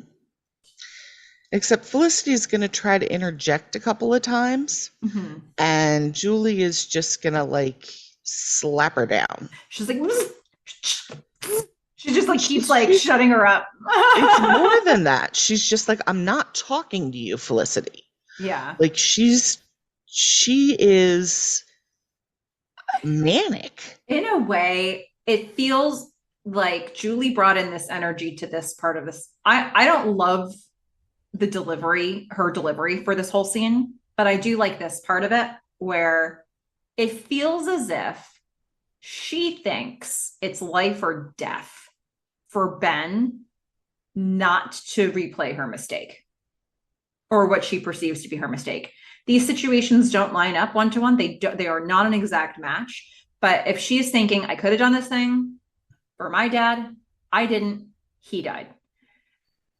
I have to prevent Ben from making that same mistake on pain of death. Like that is the energy that for me it feels like she brings into this conversation. So when Felicity's jumping in and just trying to be like, what happened with your dad is different, which it is. Julie's like, stop it. I'm not talking to you. You don't know what you're talking about. Stop it. Like she's like, I have to communicate. It's like if you've ever seen a movie or a show where one character is time traveling and they have to explain to everybody who's not time traveling in the scene, like, no, I'm from the future. You understand? I know, like, I have to tell you this thing. It's really important. And they're like, what? I feel like Julie is that person here. Yeah. I mean, I think that fits with the way that I was thinking about it. I mean, the way that I think about it is she's manic. She's kind of lost it. Yeah. She's, I don't know that she has Julie's always reacted emotionally to things, and she's in a panic, and it's like she needs to get this information out.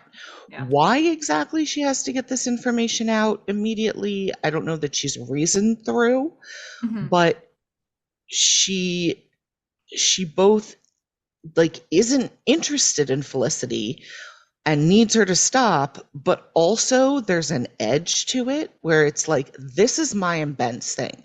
Like that desperation she has to connect with him is right here. It's in front of her. And so it's like, she's also getting to this boiling point Yeah. where she's just like, I have to explain it, or these people, are not going to get it. Like she says, you'll hate yourself if you Hmm. don't do this, Yeah. before she ever explains why. Yeah. At the point when Felicity says, what happened with your dad is different, but Felicity doesn't know what happened with her dad. And so this pushes Julie over that edge where it just explodes out of Julie's mouth what she's been holding in all this time. She says, the hospital said I was a match. I could have saved my father's life. And I said no. And that's why he died. That's why my dad died. Yep. And I think seeing Julie be more of a live wire than Ben was in that moment probably gives Ben some pause. Uh, it like quiets the noise a little bit for him, I think, in that moment. Yeah, I think once she says that, I think it kind of takes the energy out of everyone, Mm-hmm. including herself. Yeah. I think that um so unfortunately when she says those very important lines, I've never loved the delivery of it. Yeah, Because it looks a little bit to me like she's smiling, but she's not. It's just I don't know if it was the way her face was lit or I don't know. She's not smiling, but it looks a little bit like that's the expression her face is about to mold into, and it never matched up for me.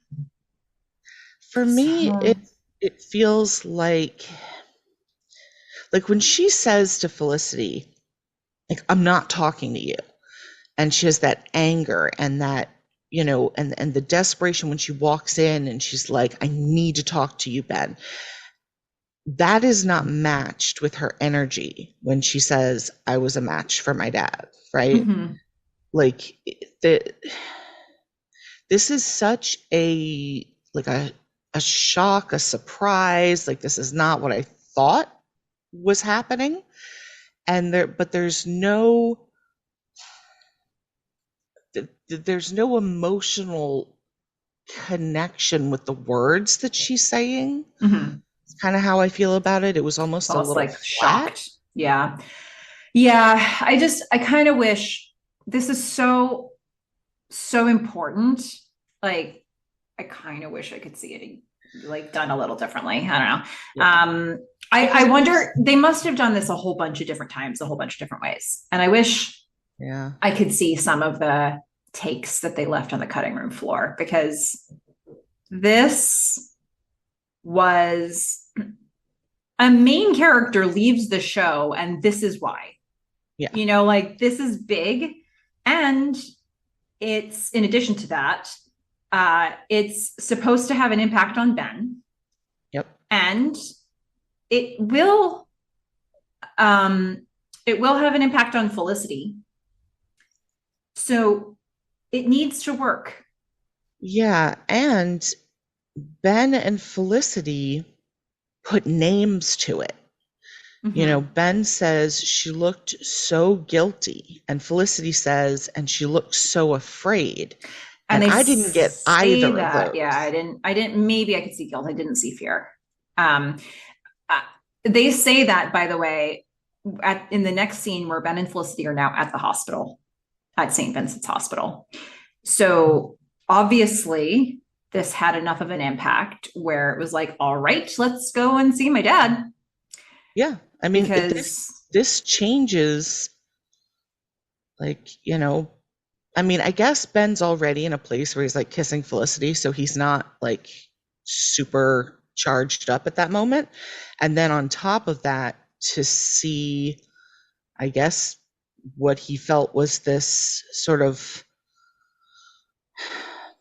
highly emotional and kind of life altering statement. I mean, I felt much more when Julie said, like, you'll hate yourself for mm-hmm. this. I kind of felt like that would have more been the moment. I don't know. I think it depends because if Ben's thinking I'll hate myself for doing it, you don't know what he'll hate himself for. That is absolutely your interpretation of the situation. But for her to say, this is what happened to me, I think Right. that allows him to put a different context behind it. I don't know. Right. But she says you'll hate yourself before she says I was a match. So what she's really saying is I hate myself Yeah. Yeah. for this. And so And so, you're saying he's like right. recontextualizing that statement. And he says, and he's like, she looks so guilty. And then he says, if I didn't do anything, I might feel that way. And he says Yeah. might, but he's like, it's not worth I think that not if doing you it. know for sure that you won't feel that way, you know it.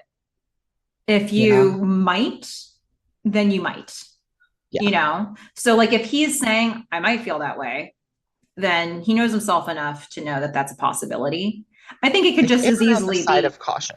yeah. Well, yeah, I think I can absolutely see where he'd be like, what I would hate is if I did this again. Like if that's how he feels and he knows it for sure, then that doesn't really apply. But in the world where he sees her and he's like, I actually think that could be what I look like and how I feel, Yeah. then it is a cautionary tale for him. And he needs to look at that, and he's willing to take a harder look at that and take an action. Yeah, I kind But of feel like this is in part what closure means, right? It's like if you're asked, um, like, did I need closure? Do I mm-hmm, feel like I need closure? mm-hmm, Julie is never going to get that. Never. Like with her father, at least. Maybe in like therapy in the future and with herself, and she can forgive herself. But like, had she, I don't know, been able to perhaps be honest with her family, like I don't know what happened there, but I feel like there was something left over to be said or done. mm-hmm. And Ben with his dad is feeling like there is something left over to be said or done with this guy in the hospital. And what Yeah. you said, I think is absolutely true, which is like, if you know, you know. Like if Ben knew that he didn't need closure with his dad, everything has been said, everything has been done that needs to be done or said with this person, he didn't need to show up. Mm-hmm. But it wasn't, and Yeah. he wasn't sure. So there is something to that, I think. Mm-hmm. So Ben's gonna go in to see his dad. He has Felicity to stay where she is, and he's gonna see his dad alone. But then he asks the nurse, does my dad know I'm here? And she says no. Mm-hmm. And then we're gonna get very sad piano music. I wrote the same thing down. I was like, it's so sad. It's sad, but sad, dramatic piano music. It was Um, complex music, I thought. that's It wasn't nice. just It like wasn't just straight sad. do do do. Oh my God. Okay, sorry. Anyway, sad piano music. Ben goes to sit by his dad. His dad sees him and looks away. Yeah. There's so much shame and pain in his face. And frankly, I don't know what's going to happen with his dad, but in that moment, I feel like he just wanted to die. Mm-hmm. And it's the same lie, probably, that he's been telling himself that Ben was telling himself, which is Ben was saying, oh, like, this is none of Felicity's business. Like, I'm the only one hurting here. Mm-hmm. And Ben's dad has to like lay there with his son crying and like confronting the fact that And like, holding his hand. yeah, and confronting the fact that it's not just himself that he's hurting. Mm-hmm. Yeah. Yeah. So, um, I mean, they just leave us with that image, that moment, you know. It's like there's no dialogue in it. It's just I don't know, the exchange of idea Yeah. with that one. And we're gonna go from all that really serious stuff. We're gonna show up back at the loft where Sean is blending aggressively. Megan comes in and wants to have a conversation. Sean's like, I'm blending. That's right. This could be the new smoothies. You don't know. After the last two scenes, or the last three scenes, really, because we got Julie's reveal, we've got Felicity and Ben talking about Julie's reveal, and then we've got Ben and his dad in the hospital. To then go to I'm blending. Yeah. Felt like exactly the right disruptive change of pace if they were going to bring us into this new scene. Yeah. Megan is like, enough's enough already. She hands him a picture. I love that all the pictures are like these old Polaroids. Mm-hmm. Sean says, what am I looking at here? Yeah. And he then doesn't know this person. He looks a little closer. It's Megan with a different nose. Yeah. The all original. we can see is someone with a very large nose. Yeah. In profile. And he's like, wait a minute. You had a nose job? She's like, yeah. He's like, yeah. You were Kyle. He's like, there was no Kyle. I had a nose job. He's like, it just doesn't seem like you. Well, I wasn't always the put together one you see now. She's like, I was insecure when I was young, and also now, and so were you. Everyone's insecure. We're all insecure. So he eventually works around to her way of apologizing, which is like she's like, I'm just, you know, he's like, you're sorry. She's like, yeah. I don't think she's yet actually said she was sorry. No, but I think it's good. It's good for their health funny. And development of their relationship that he can put a sorry in where he knows it is meant without it being said. And then she says, I like your nose. I love your nose. Let's drop your nose. It. She loves his nose. Yeah, but she wants to stop talking about it now. She does. And I thought this was very sweet of him. And he just looks at her and he says, you are like so beautiful, and you were so beautiful then. Mm-hmm. Yeah, that's the right thing to say, Sean. Yes. Nicely done. Correct, Sean. Very good. Clarify that both times were beautiful. Okay. I also just want to say I am loving her new hair with like the little streaks in it. Okay. I do. I am loving that, and the different colors. Yeah. Cool. I'm enjoying. All right, we're gonna get Natalie and Noel with the judge once more. Yep. So Noel's like, okay, judge, this time for sure, no perjury. And judge is like, what? Yeah. He was like, and last, okay. Mm-hmm. So Noel says, look, I believe this marriage started under false pretenses. You see Natalie lured. Yeah. And you see Natalie has this Uncle Frederick who has this inheritance if she's married. Judge says, is this true? Like, yeah. Okay, well, that would be an excellent reason for an annulment. Mm-hmm. Natalie says, but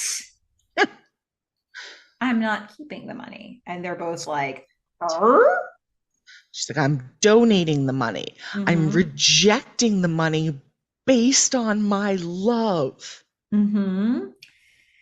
And Noel's just so confused now. And she's like, this is my son. This is my statement. And then she heads out.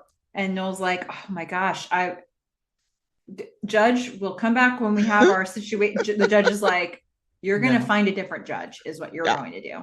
Yeah. Don't come back here. Do not come back here. Yeah. If I'm in another episode of the show Felicity, something went horribly wrong. Yeah. So Noel's gonna go back to their apartment and he's gonna call her bluff. Yeah. He's gonna be like, fine, you want to stay married? Let's stay married and don't take the money. She's like, what do you think about that? She's like, it's not a bluff. No, let's do it. And he's like, uh-oh, Yeah. that was That was that not was a what I mistake. And that then was she not. harkens back to our favorite theory that we got last episode, where she's like, look, I mean, I honestly, like, money just works itself out. It's not Yeah, something I'm worried about. And unfortunately, she did articulate that she did. last episode. Yes. It was a theory Not that was, there's relativity, and then there's that one. that one. And this is the one she's bringing up. And can I just point out, she's a Mac person. Oh, She was she was just using an orange MacBook right there. see, they're compatible. Anyway, so Noel downshifts here, Yeah. and he's like, all right, okay, New I see, direction, new I see direction. what's happening here. Recalculating, Look, recalculating. I appreciate you, Natalie, but if this is really about us, if this is really about our love, the only way our relationship can be healthy and strong is if we get this marriage annulled and start over. Natalie's like, well, all right, you've convinced me. We'll we'll start over. Any final questions you have, Noel? I missed that part. What did he say Oh. then? Noel Noel's like, yeah, that that thing you said about being the best lover Oh, yeah, yeah, yeah. that you ever had. Is that is that really true? Put everybody else to shame. So the reason why I didn't write that down is that I was in the middle of trying. There was this song playing in the background that was horrible, horrible. And I was listening to it, and it reminded me of the conversation we had with Mandy Foreman, where she was like, sometimes these songs, they just like, sung in a whispery Oh yeah. voice, like they just say nothing about nothing. There was this song that was playing in the background. It was like this. I don't even want to call it R&B. It doesn't deserve to be called that. It wasn't smooth jazz. It wasn't. I don't know what it was. I don't know what Elevator this song was. music? Maybe it was elevator. The line that I was hearing at this point was, "Gotta take a chance on love," and I was Oh like, "Oh my gosh. god, stop it!" That's right. I remember that song. That was rough. And it was like also not appropriate for the scene. Got to take a chance on love. Apparently, That's not they're what's going to happening start here. from scratch. This is Allie Landry is credited for 0 more episodes of the show Felicity. Oh, oops. Not a spoiler-free podcast. So, like, I mean, where they land with this is that they are going to break up with the potential for the future. But I do have to say, I'm not really sure. I'm not really sure if that happens because so I think what ends up happening here is that we just like don't see Allie Landry anymore. And I think that they stay married on paper because at a point in the future, Noel will get a check. Oh. So But he said they agreed on the annulment. correct here, Okay. All but right. we're not going to see it play out. I don't know that it Okay. happens. Um, he's going to get a check, I think, in season 4. For 100 grand? Yeah. Okay. Well, So they just sort of leave these loose ends not so tied up. huh. But gotta take a chance on love. That was rough. My God. Now, I will say in the next scene, I wrote down the music is perfect. I Yes, I don't agree. remember what the music was, but I really liked it, whatever it was. It was So, perfect Julie music. It was good. okay, It was beautiful. Very well done. I like a lot of the songs they chose in this episode, just not that one. that one. Gotta take a Yeah. chance on. I don't even remember how it was sung. I can't. I just wrote down the lyric because I was just like, what is happening right now? Why is this so lame? Anyway, so we are now going to get a Ben and Felicity scene. They're walking, probably walking away from the hospital. I don't think time has necessarily passed since then. So, Well, I mean, says his dad's flying home tomorrow. yeah. Ben's relieved, his mom's relieved, and they get back to Felicity's place. And as they're walking in, they walk past Julie's room. Yep. And there's nothing in it except a tape on the bed. Well, and the camera. She didn't steal the camera. No, she okay, yes. So she's cleared, like there's no sheets on the bed. She's cleared everything out. And Felicity's like, and they both just stop. They're like, wait, what? Molly happens to be there. She's like, yeah, I thought you knew Julie was leaving. What a weird. I know. This is I know. weird. What is up with Molly? Yeah. I don't like you. Go away. Okay. All right. So now we're going to get most of the gang together watching this tape. They're going to be all positioned on a couch, watching the TV, watching Julie's final words. Now, all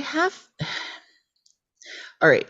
So we've all watched this at this point. Hopefully, you know it's not a spoiler for your podcast. You've watched it.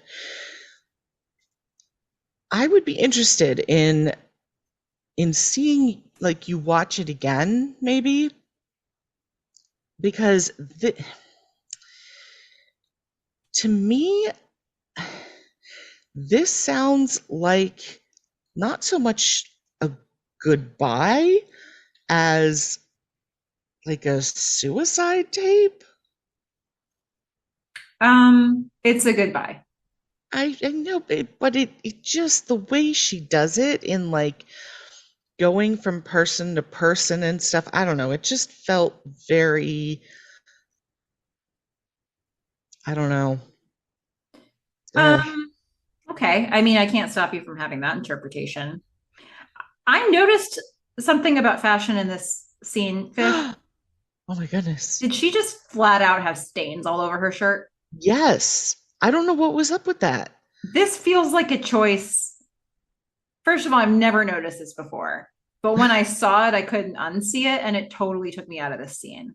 There weren't consistent stains on the shirt. It didn't appear No, it wasn't to be a pattern. No. It was on her left arm and one boob. Yes, correct. That's it. Yeah, there were like 3 major stain areas. And it was like grape juice-esque or something, right? It was like, it would have been wise to have switched shirts if she had spilled something. Yeah. Why didn't they? I don't know. Ugh. I feel like maybe it was just the shirt Julie chose, because, as I've said, she has the worst fashion in the entire show. All I'm going to say is I'm never going to be able to see this scene again without seeing that. Well, I apologize to everybody. I saw it the first time, and I think I would see it every time since then. Yeah, it's unfortunate. So the people watching this tape are Ben and Felicity, Sean and Megan, Elena and Noel.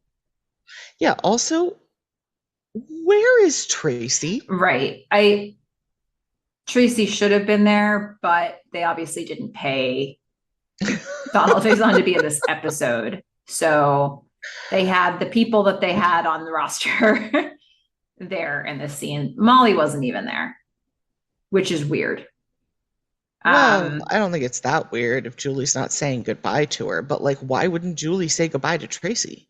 Why wouldn't everybody be like, hey, this is going to impact every single other person in this apartment greatly? If you're Molly in this situation, maybe just as awkward as it is, you don't think so? If I was Molly, there's no way I'd be in that room. I would be like, this is not my, like, if people want to tell me about this, people want to invite me, like, I'll think about it, but, like, I'm going in my room, I'm plugging in my headphones. This has nothing to do with How does she even know what it, like, it's not like the tape had instructions on it. Please assemble the following people. It's, she doesn't know Julie. They've been together for what? And she's like, Julie left and she's got a tape on her bed. I'd be like, I don't know what happened here, but clearly, like, Ben's breaking people's noses, like, Julie's running around like a crazy person. And no matter what Molly did or didn't do here, this is awkward. This is going to be real weird in this apartment for some amount of time right now. I can't imagine. There's going to be an energy that I don't even know. But I mean, All right. if I was Molly and Julie had a nicer room, I probably would have been like, so dibs? Well, you'll see how things get repositioned maybe in the next episode.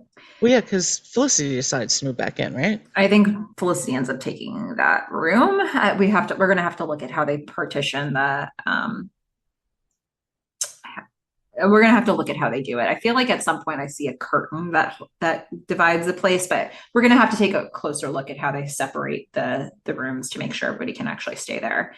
Um, I think it shouldn't be a problem, right? Because it's not like if Julie had stayed, then they wouldn't have had space. Right. So okay, I'm pretty sure Felicity takes that room, but we'll just have to Yeah. see. So Julie on her tape, unfortunately, they had the camera for the whole week. We found out earlier in the episode, so she's taking advantage of that. Julie in her stained shirt leaves a message for everybody. She says, "I'm leaving." She says, "I'm sorry for being difficult." She's been going through some things that you guys don't know about, but they do now. Um, you figure that Felicity and Ben would have told the group, especially in the context of having this tape, like, okay, here's what she revealed to us. So she says to Elena, "I know you were trying to be a good friend. Sorry I was shutting you out."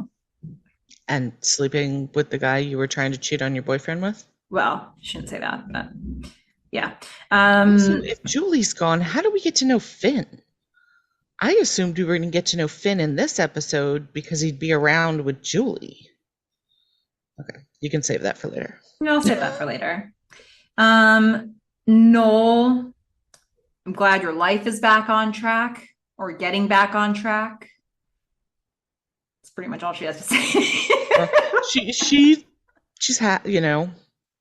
she hopes he's happy or she's happy for him. I just wrote down happy. Yeah. She says to Sean, the main thing to him is like, "Thanks for giving me a home." Yeah.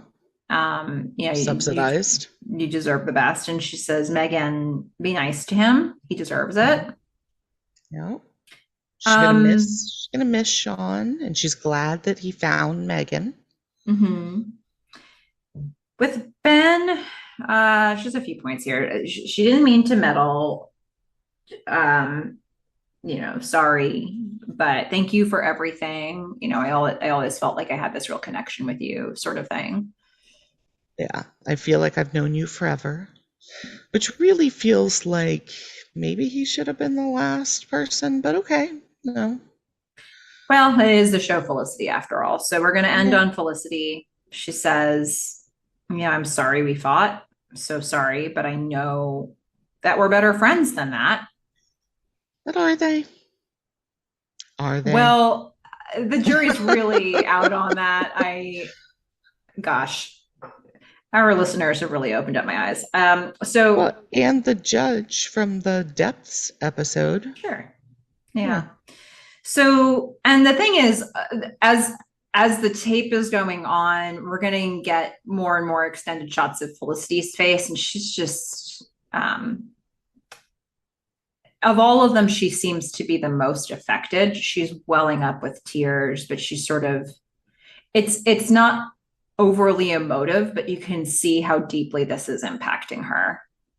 And Ben doesn't seem that emotive. Yeah, Felicity is just, I think the choice to well up with tears but not be crying is an interesting one, because like Felicity is sort of shocked at what's happening here.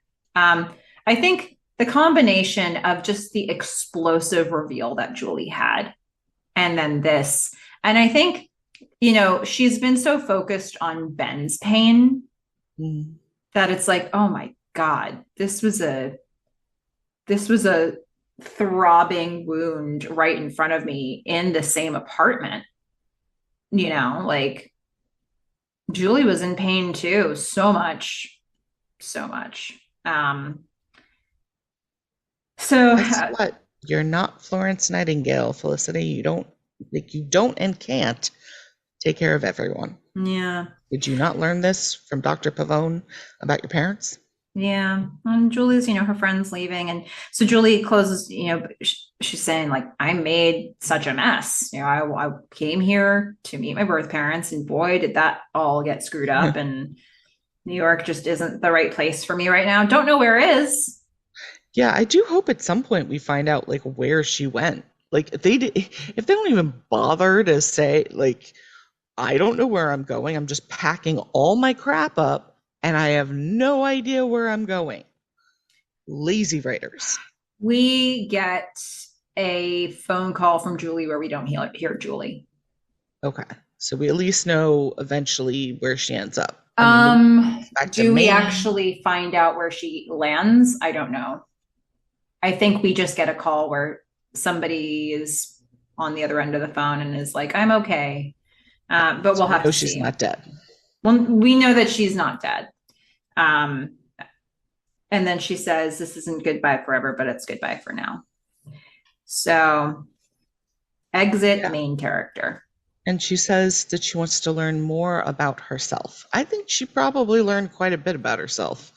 Probably didn't love what she's gotten, the Yeah. information she's gotten so far. I can't help but wonder. So I think the point of this is that we're not going to get these answers. She doesn't have these answers. But I do wonder, had we seen anything about what was happening for her over the summer, I do wonder what her process was for coming to the decision to lie. Yeah. Well, not just that, but coming to the decision not to help her dad. Like I feel like they missed out on what I would be really interested in Mm-hmm. about Julie. I mean, Me this too. is a really interesting, horrible, It's but really, really interesting. interesting choice, like dilemma, like whatever you want to call it. And they just Because this isn't like nothing. what was it last episode where Finn's approaching Elena and Julie at the elevator and says to Elena, do you have a boyfriend? And she says no. And she's like, Yeah. and then she has to live that out, right? Like, let's say in a moment, Julie made a decision to lie. Like, let's just say her gut was like, I'm not a match. Yeah. It's not as if in the next 10 seconds her dad was struck by lightning, and like she had Yeah. to live with that, with him being with that family for months, Maybe. We don't even weeks. know. She could have never seen them. She could have just like emailed Carol and said, I'm not a match and never met them. I don't know. She made it sound, yeah, we haven't seen the timeline, but she made it sound like in that time she spent a lot of time with the family and got to know him before he died. She So, said that, but she also said she wasn't a match. Like the yeah, whole thing could have been a lie. She could have just waited to find out and then just never met them, that's never saw true. them. That's true. So I don't know, but regardless, when she got tested and found she wasn't the match, some amount of time elapsed between then and when her dad actually passed away. Maybe it was days, maybe it was weeks, maybe it was a month or more. I don't know. I mean, it was over the summer, right? So it can't be more than 3, 4 months. Probably wasn't the full duration of that. Yeah, I mean I would think the most likely scenario for the way she's reacting now is that she did not see them or meet them, but potentially went to the funeral Mm-hmm. and then Yeah. was like, now I hate myself and like Yeah. saw the family. Because I feel like if she saw the family every day and continued to make this decision every day, then she would have come to the like, I'll hate myself moment a lot sooner and maybe would have made a different decision. But if she is still so close to this and having a completely different reaction now, I don't know. I I think that's That's an what I interesting envision. interpretation. I think every interpretation of this is interesting. It would be fascinating to watch. And I get the idea that this was something that played off screen And I get the idea that look, they had this character exit in the third episode of the season, so they obviously knew this was coming. They Mhm. planted the seed at the end of season two, probably with an exit in mind. I don't know. Yeah, Um, could be. so they were not going to get much runway to flesh this out. The point was get her off the screen, like to get her off the show. And um, but what an interesting story. That they didn't tell. I know. It's frustrating. Yeah. I wonder, listeners, what do you think happened? Like, what do you have you ever given thought to what that summer looked like?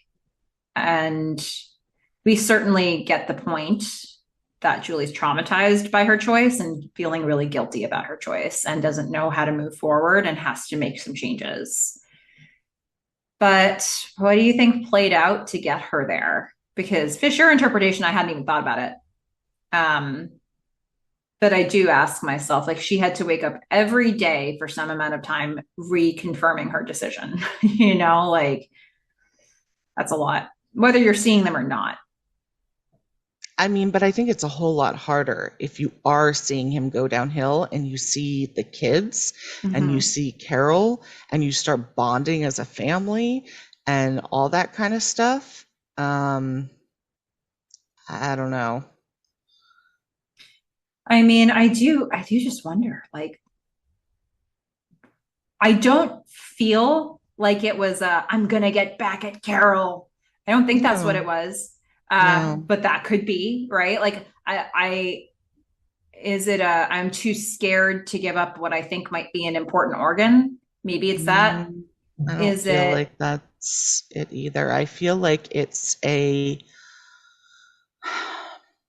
and again, this only goes, I guess, with my interpretation of her not seeing them, but like I don't really owe him this. Like yeah. he has no right to this Mm-hmm. in the moment. And then if she, not in the moment, but like with her not seeing them, and then if she like sees them at the funeral, she's like, Oh, as a that was human my being, dad. perhaps I do owe this not just to him, but to the kids. Yeah. Oh man. Well, fascinating. So I don't know. Would love to hear from people about what they think this part is. It'd be interesting to read more interpretations, and we can write our own story for this Yep. because Fan it's fiction. it's ripe for that. It Like really there's so is. much meat on this bone, and I It's don't a feel good like this is a story. story that I've seen play out in other TV shows or movies that I can think of off the top of my head. So it's like totally untrodden territory, and the writers are like, "Meh, let's just not." But Um, eh. I do So, feel like I've seen this with like a guy and his father, and he mhm. like really didn't like his dad or something. I'll have to go back and see if I can find it. Um, and I'm just trying to remember what he actually did. I think he ended up doing it. Yeah. Hmm. I think it may have been on Grey's Anatomy. Ah, All you right. Grey's Anatomy fans, people, try to try to remember this plot line. Did All this you, happen? Did I make it up? yeah, all you Grey's Anatomy fans, people. I like Yes. that. I like that. All right, Fish. Yes. Let's talk about let's talk about who is getting dinged the most here. You're the worst. Who's the worst? Yeah. I mean, this is my segment, so I get to choose. Mm-hmm. And in this one, it's Ben. Okay. Ben, you're the worst. Sometimes life sucks, and it sucks for you right now. Your dad's off on a bender again, and that's not great. Your mom's calling you, worried, relying on you to help a man that you, in the moment, want dead. No judgment, it's just not great. But you know what else isn't great? Breaking Sean's nose, running away, cutting yourself off from people who love you, causing them physical and emotional pain. Sound like anyone else you know? And I get it. Being angry and hurt and shoving those feelings down until you're so tense you feel like you're going to explode. Well, it sucks. Sometimes life sucks. But you have to do better because you're scaring me.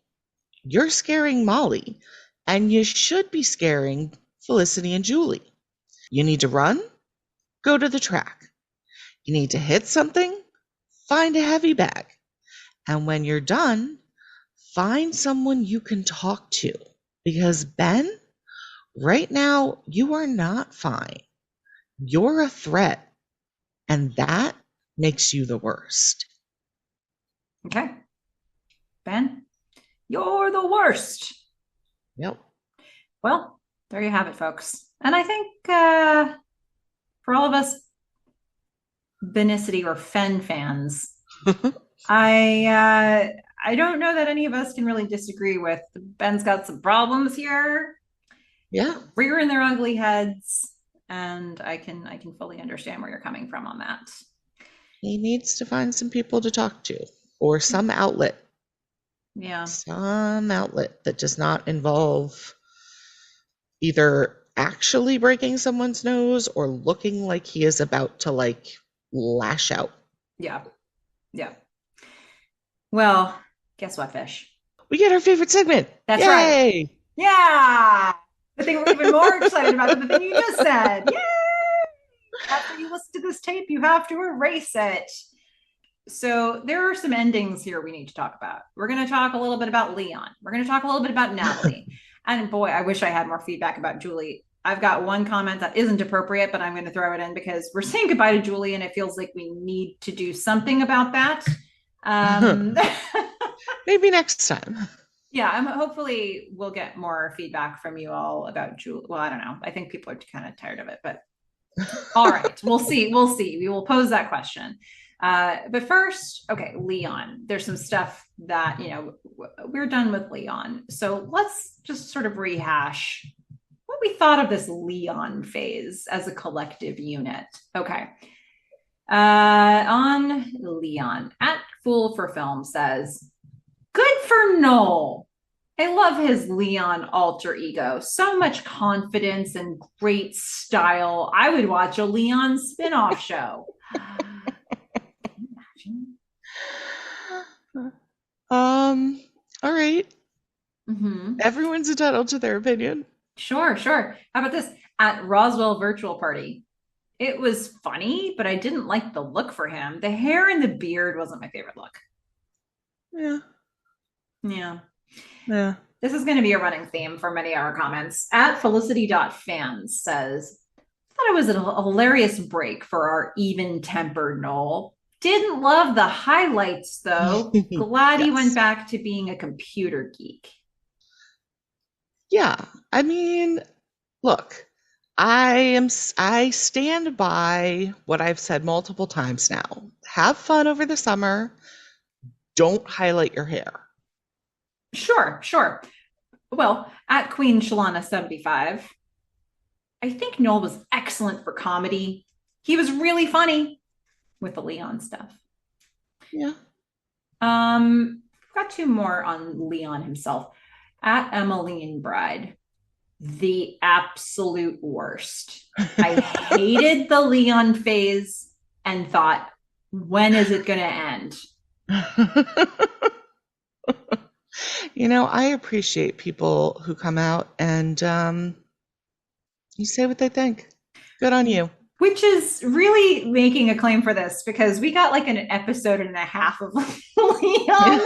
So if you were like tapping out at the end of episode 2, I just don't even, I don't have consolation for you here, Emmeline Bride. Yeah. I mean, I guess I should have done a You're the Worst on Leon if some people had felt that way. But the thing is, I didn't feel like he was the worst.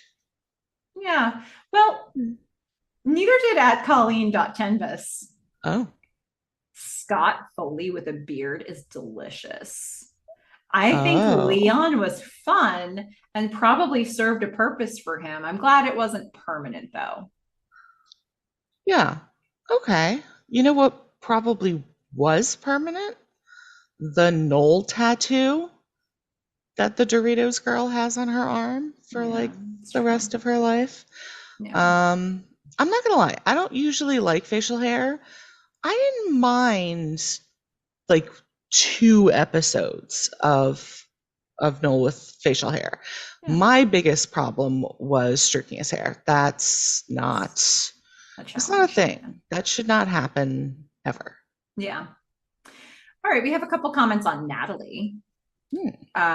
Well, At Full for Film wanted to add in, this storyline made me laugh so much. Knowles Leon era, and just like those two, the emojis with the sunglass smiley faces.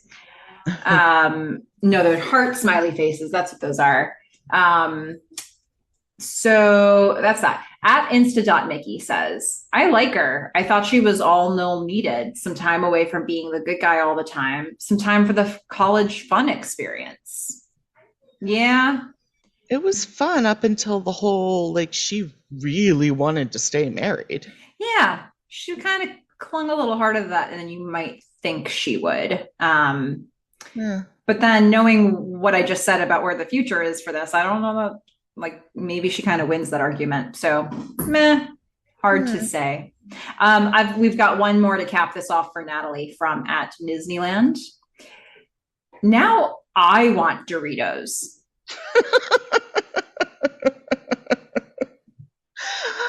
Yeah. We should all have Doritos. Yep. So I thought that was a fun one to end on. Thank you at Disneyland for making us laugh with that. Golf clap. Golf Yeah, clap. that was awesome. All Yeah. right. So I was like, okay, Julie. What Julie comments do we have? Unfortunately, this is the one that I've I still mean, got. weren't most of them like I hate Julie? That's basically what this one is. No, doesn't feel like a good postmortem. So I'm going to put a request out. Tell us what you think. Let's just give me some Julie comments. like, give us some language, some things about Julie, maybe not all like we hate her. What do we want to say to this main character now that she's departed our screens? So Look, at it can be I hate her. Just give us some yeah, context. sure. But we'll see if this does it. At MEM_0026. Oh boy. Also, can I just add yuck about Julie ever dating Ben? Then, after they broke up and knowing Ben and Felicity were together, then broke up, proceeded to live with him again. I felt like Julie never got over him, and she wasn't a great friend to do that to Felicity. Julie knew Felicity was in love with him, yet I don't think that they ever had the pure time it takes to develop a true friendship anyway, so maybe it doesn't matter. And as it's been discussed already, we know the writers didn't give much of a good storyline for Julie throughout her time on the show. And that right now is our final words on Julie Emmerich. um, Okay. I Well, will. look, she apologized. Sort of, kind of in a I feel like I've known Ben my whole life kind of way. Um, but look, here, she's gone.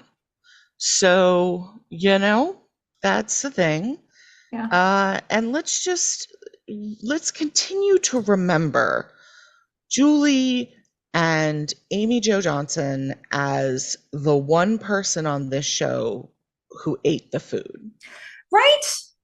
Right. Thank you, Fish. Yeah. That has brought me so much joy from season one on. Every time somebody else just sort of held up a piece of food and put Yeah. it near their mouth and then took it away again without eating it, Julie always ate the food. Yep. Yep.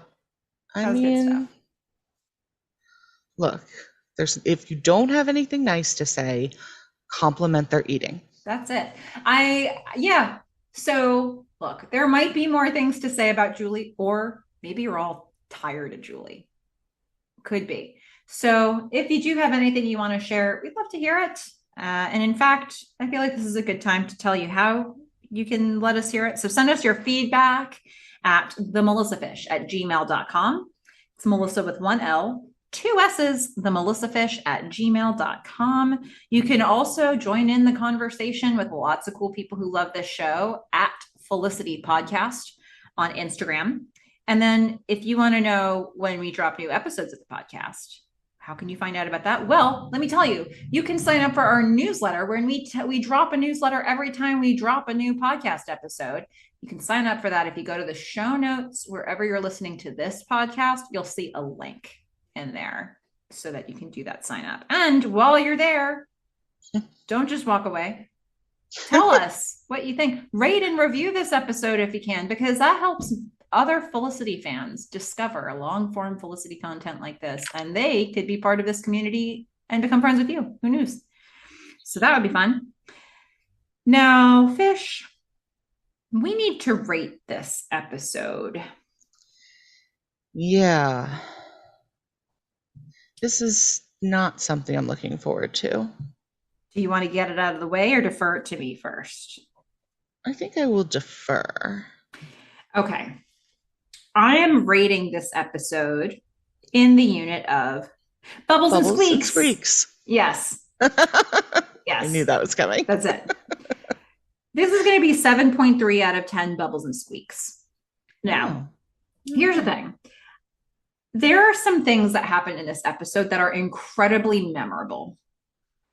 Really memorable moments that, you know, I think if you think about a whole show long after you're done watching it, when you remember stuff strikingly from certain scenes, I think that means it made a real impression. So, like, I remember Julie leaving. I remember the fight she had with Ben and Felicity in front of that elevator. I remember these things so solidly. There's just some stuff that happens here that has this really like striking impression. And so I think that's an accomplishment. It just doesn't fade away into oblivion. And I think there are some episodes of the show that do. So I appreciate that they took big swings here. And I wanted to credit it for that. But at the same time, I felt like this episode was very forced. I felt like everything was, it was like, okay, we need this to happen. And so we will put this and this and this. And I think there was a lot of construction that came out of necessity and isn't necessarily stuff that feels like it was how it would play out in life or organic. So from a story sense, like, yeah, it all happened and needed to get there. But is this, I don't know, is this all something that feels real? I don't know that everything does to me. So that's where, I don't know, something just feels a little off about this episode. But I don't want to, I want it to feel like it's earned a little bit more because of the impact and the memories that it created for me. So 7.3 out of 10 Bubbles and Squeaks. Very nice. Yeah. So the last episode, I gave a 6 out of 10. You did. In large part because I don't think they dealt responsibly with the idea of like just alcoholism in general. This one, I think, was fine on that front. The bigger problem that I had with this one, surprisingly, I think compared to you, is that I really didn't care about most of it. I was pretty bored about everything that happened here. Oh no. The only thing that I found, I guess, engaging was Ben just being like about to punch everybody. There were some cute moments with the monkeys on the escalator. There was a cute moment with, you know, Sean and his nose. I didn't really care about what was happening with Julie now. The big reveal didn't feel like a big reveal. Mm-hmm. because it just, I don't know, it wasn't done like a big reveal. Like that would have been the most interesting part, is to like delve into that, and we miss all of that. Mhm. Um, this whole back and forth with like Noel and Natalie, and like, is she in love? Is she not? And then hearing that like we never see from her, like never see her again, and Noel gets a check. Like, I don't know. But you, Plus, having said that though, you would not know that in this episode if I hadn't said it. yeah. So I don't know if it's fair to factor that future piece in. Hey, once you tell me something, I know Yeah, it. that's true. So That's true. I go off of how I feel it at any given moment. But even if I didn't know that, like the idea of they keep going back to the freaking judge, and she like doesn't tell Noel, oh, I'm gonna give up the inheritance and I want to say it here. So it's like I'm like, come on. Yeah. Um, plus I just hate Molly. I don't know why. I just do. And I don't know. I did like this, when Julie, like initially, like as you said, when she initially walked up to Ben and Felicity and like was like, I need to talk to Ben alone. Like, until the big reveal, I thought she was good at that. I did not like any of her goodbye stuff. Um, so really, I don't think there was much here for me to like. So I'm gonna give it a 4 out of 10. Big spread for us there. Yeah, it's not our biggest. No, we'll probably never achieve the biggest spread ever again. But yeah, there you have it, folks. 4 out of 10 glubs for fish, 7.3 out of 10 bubbles and squeaks for me. I insist on always saying it in the most smiley way I possibly can. So that's what we thought. Now, the next episode, Fish, the title is Greeks and Geeks. What do you Interesting. think is going to happen in that episode? Well, I assume it has something to do with Rush.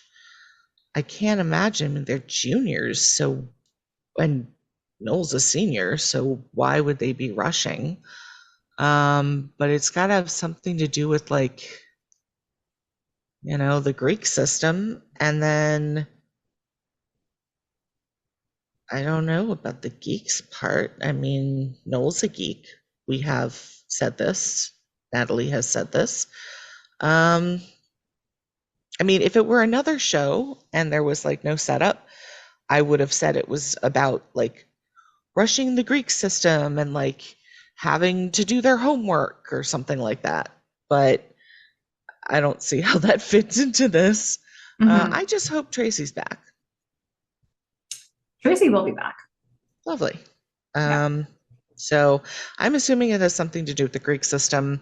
I'm not assuming it has anything to do with like, I don't know, Greek people coming over from Greece and their culture. Okay. But it could. I I mean, we could get appreciate a your whole, yeah, we could get a whole episode on Masaka. okay. Yeah. Well, I appreciate your interpretation, and you will find out soon enough. All right. You really will. Sounds good. But is there anything else we needed to say about this one? Nope. I have no final words. Do you have final words? I don't. I think that's I just want to hear what everybody thinks Julie's summer was like. Yeah. I know we've said it. It's not I don't know. It's final words. It's the last thing I'm saying, but it's just reiterating it because what a cool story. What a horrible, heartbreaking, no matter how you slice it, there's so much to tell us there. Yeah. What do you think happened? Like when the first, all of you listening, when you think about this departure from the show, why do you think Julie just did this? Like, what possessed her to make this choice? I don't even know if it's the wrong, like, I don't know. I just don't know how she got there. And so we have no other option but to make it up. And so we are now all enlisted. Yep. You've We heard are our all the thoughts. writers. Yep. You've heard our This, thoughts. So let's if hear yours. this is your mission, should you choose to accept it. Yeah. And let's do it because what a cool thing we can do as a community. Like, this is a huge storyline that they opened up and never explored at all. And I know how creative everybody is who's listening. So, like, what just happened? Tell us. Tell us. Yeah. So I just can't stop saying interesting. I've never Yeah. seen a story like this.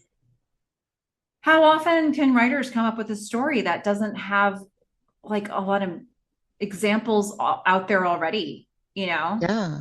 And Like, all my Grey's Anatomy fans, people, come on, yeah, tell me, did it yeah, happen? Did it not? I yeah. don't know.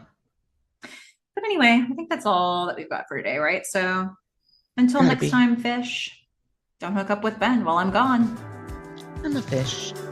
Bye. Bye, everyone.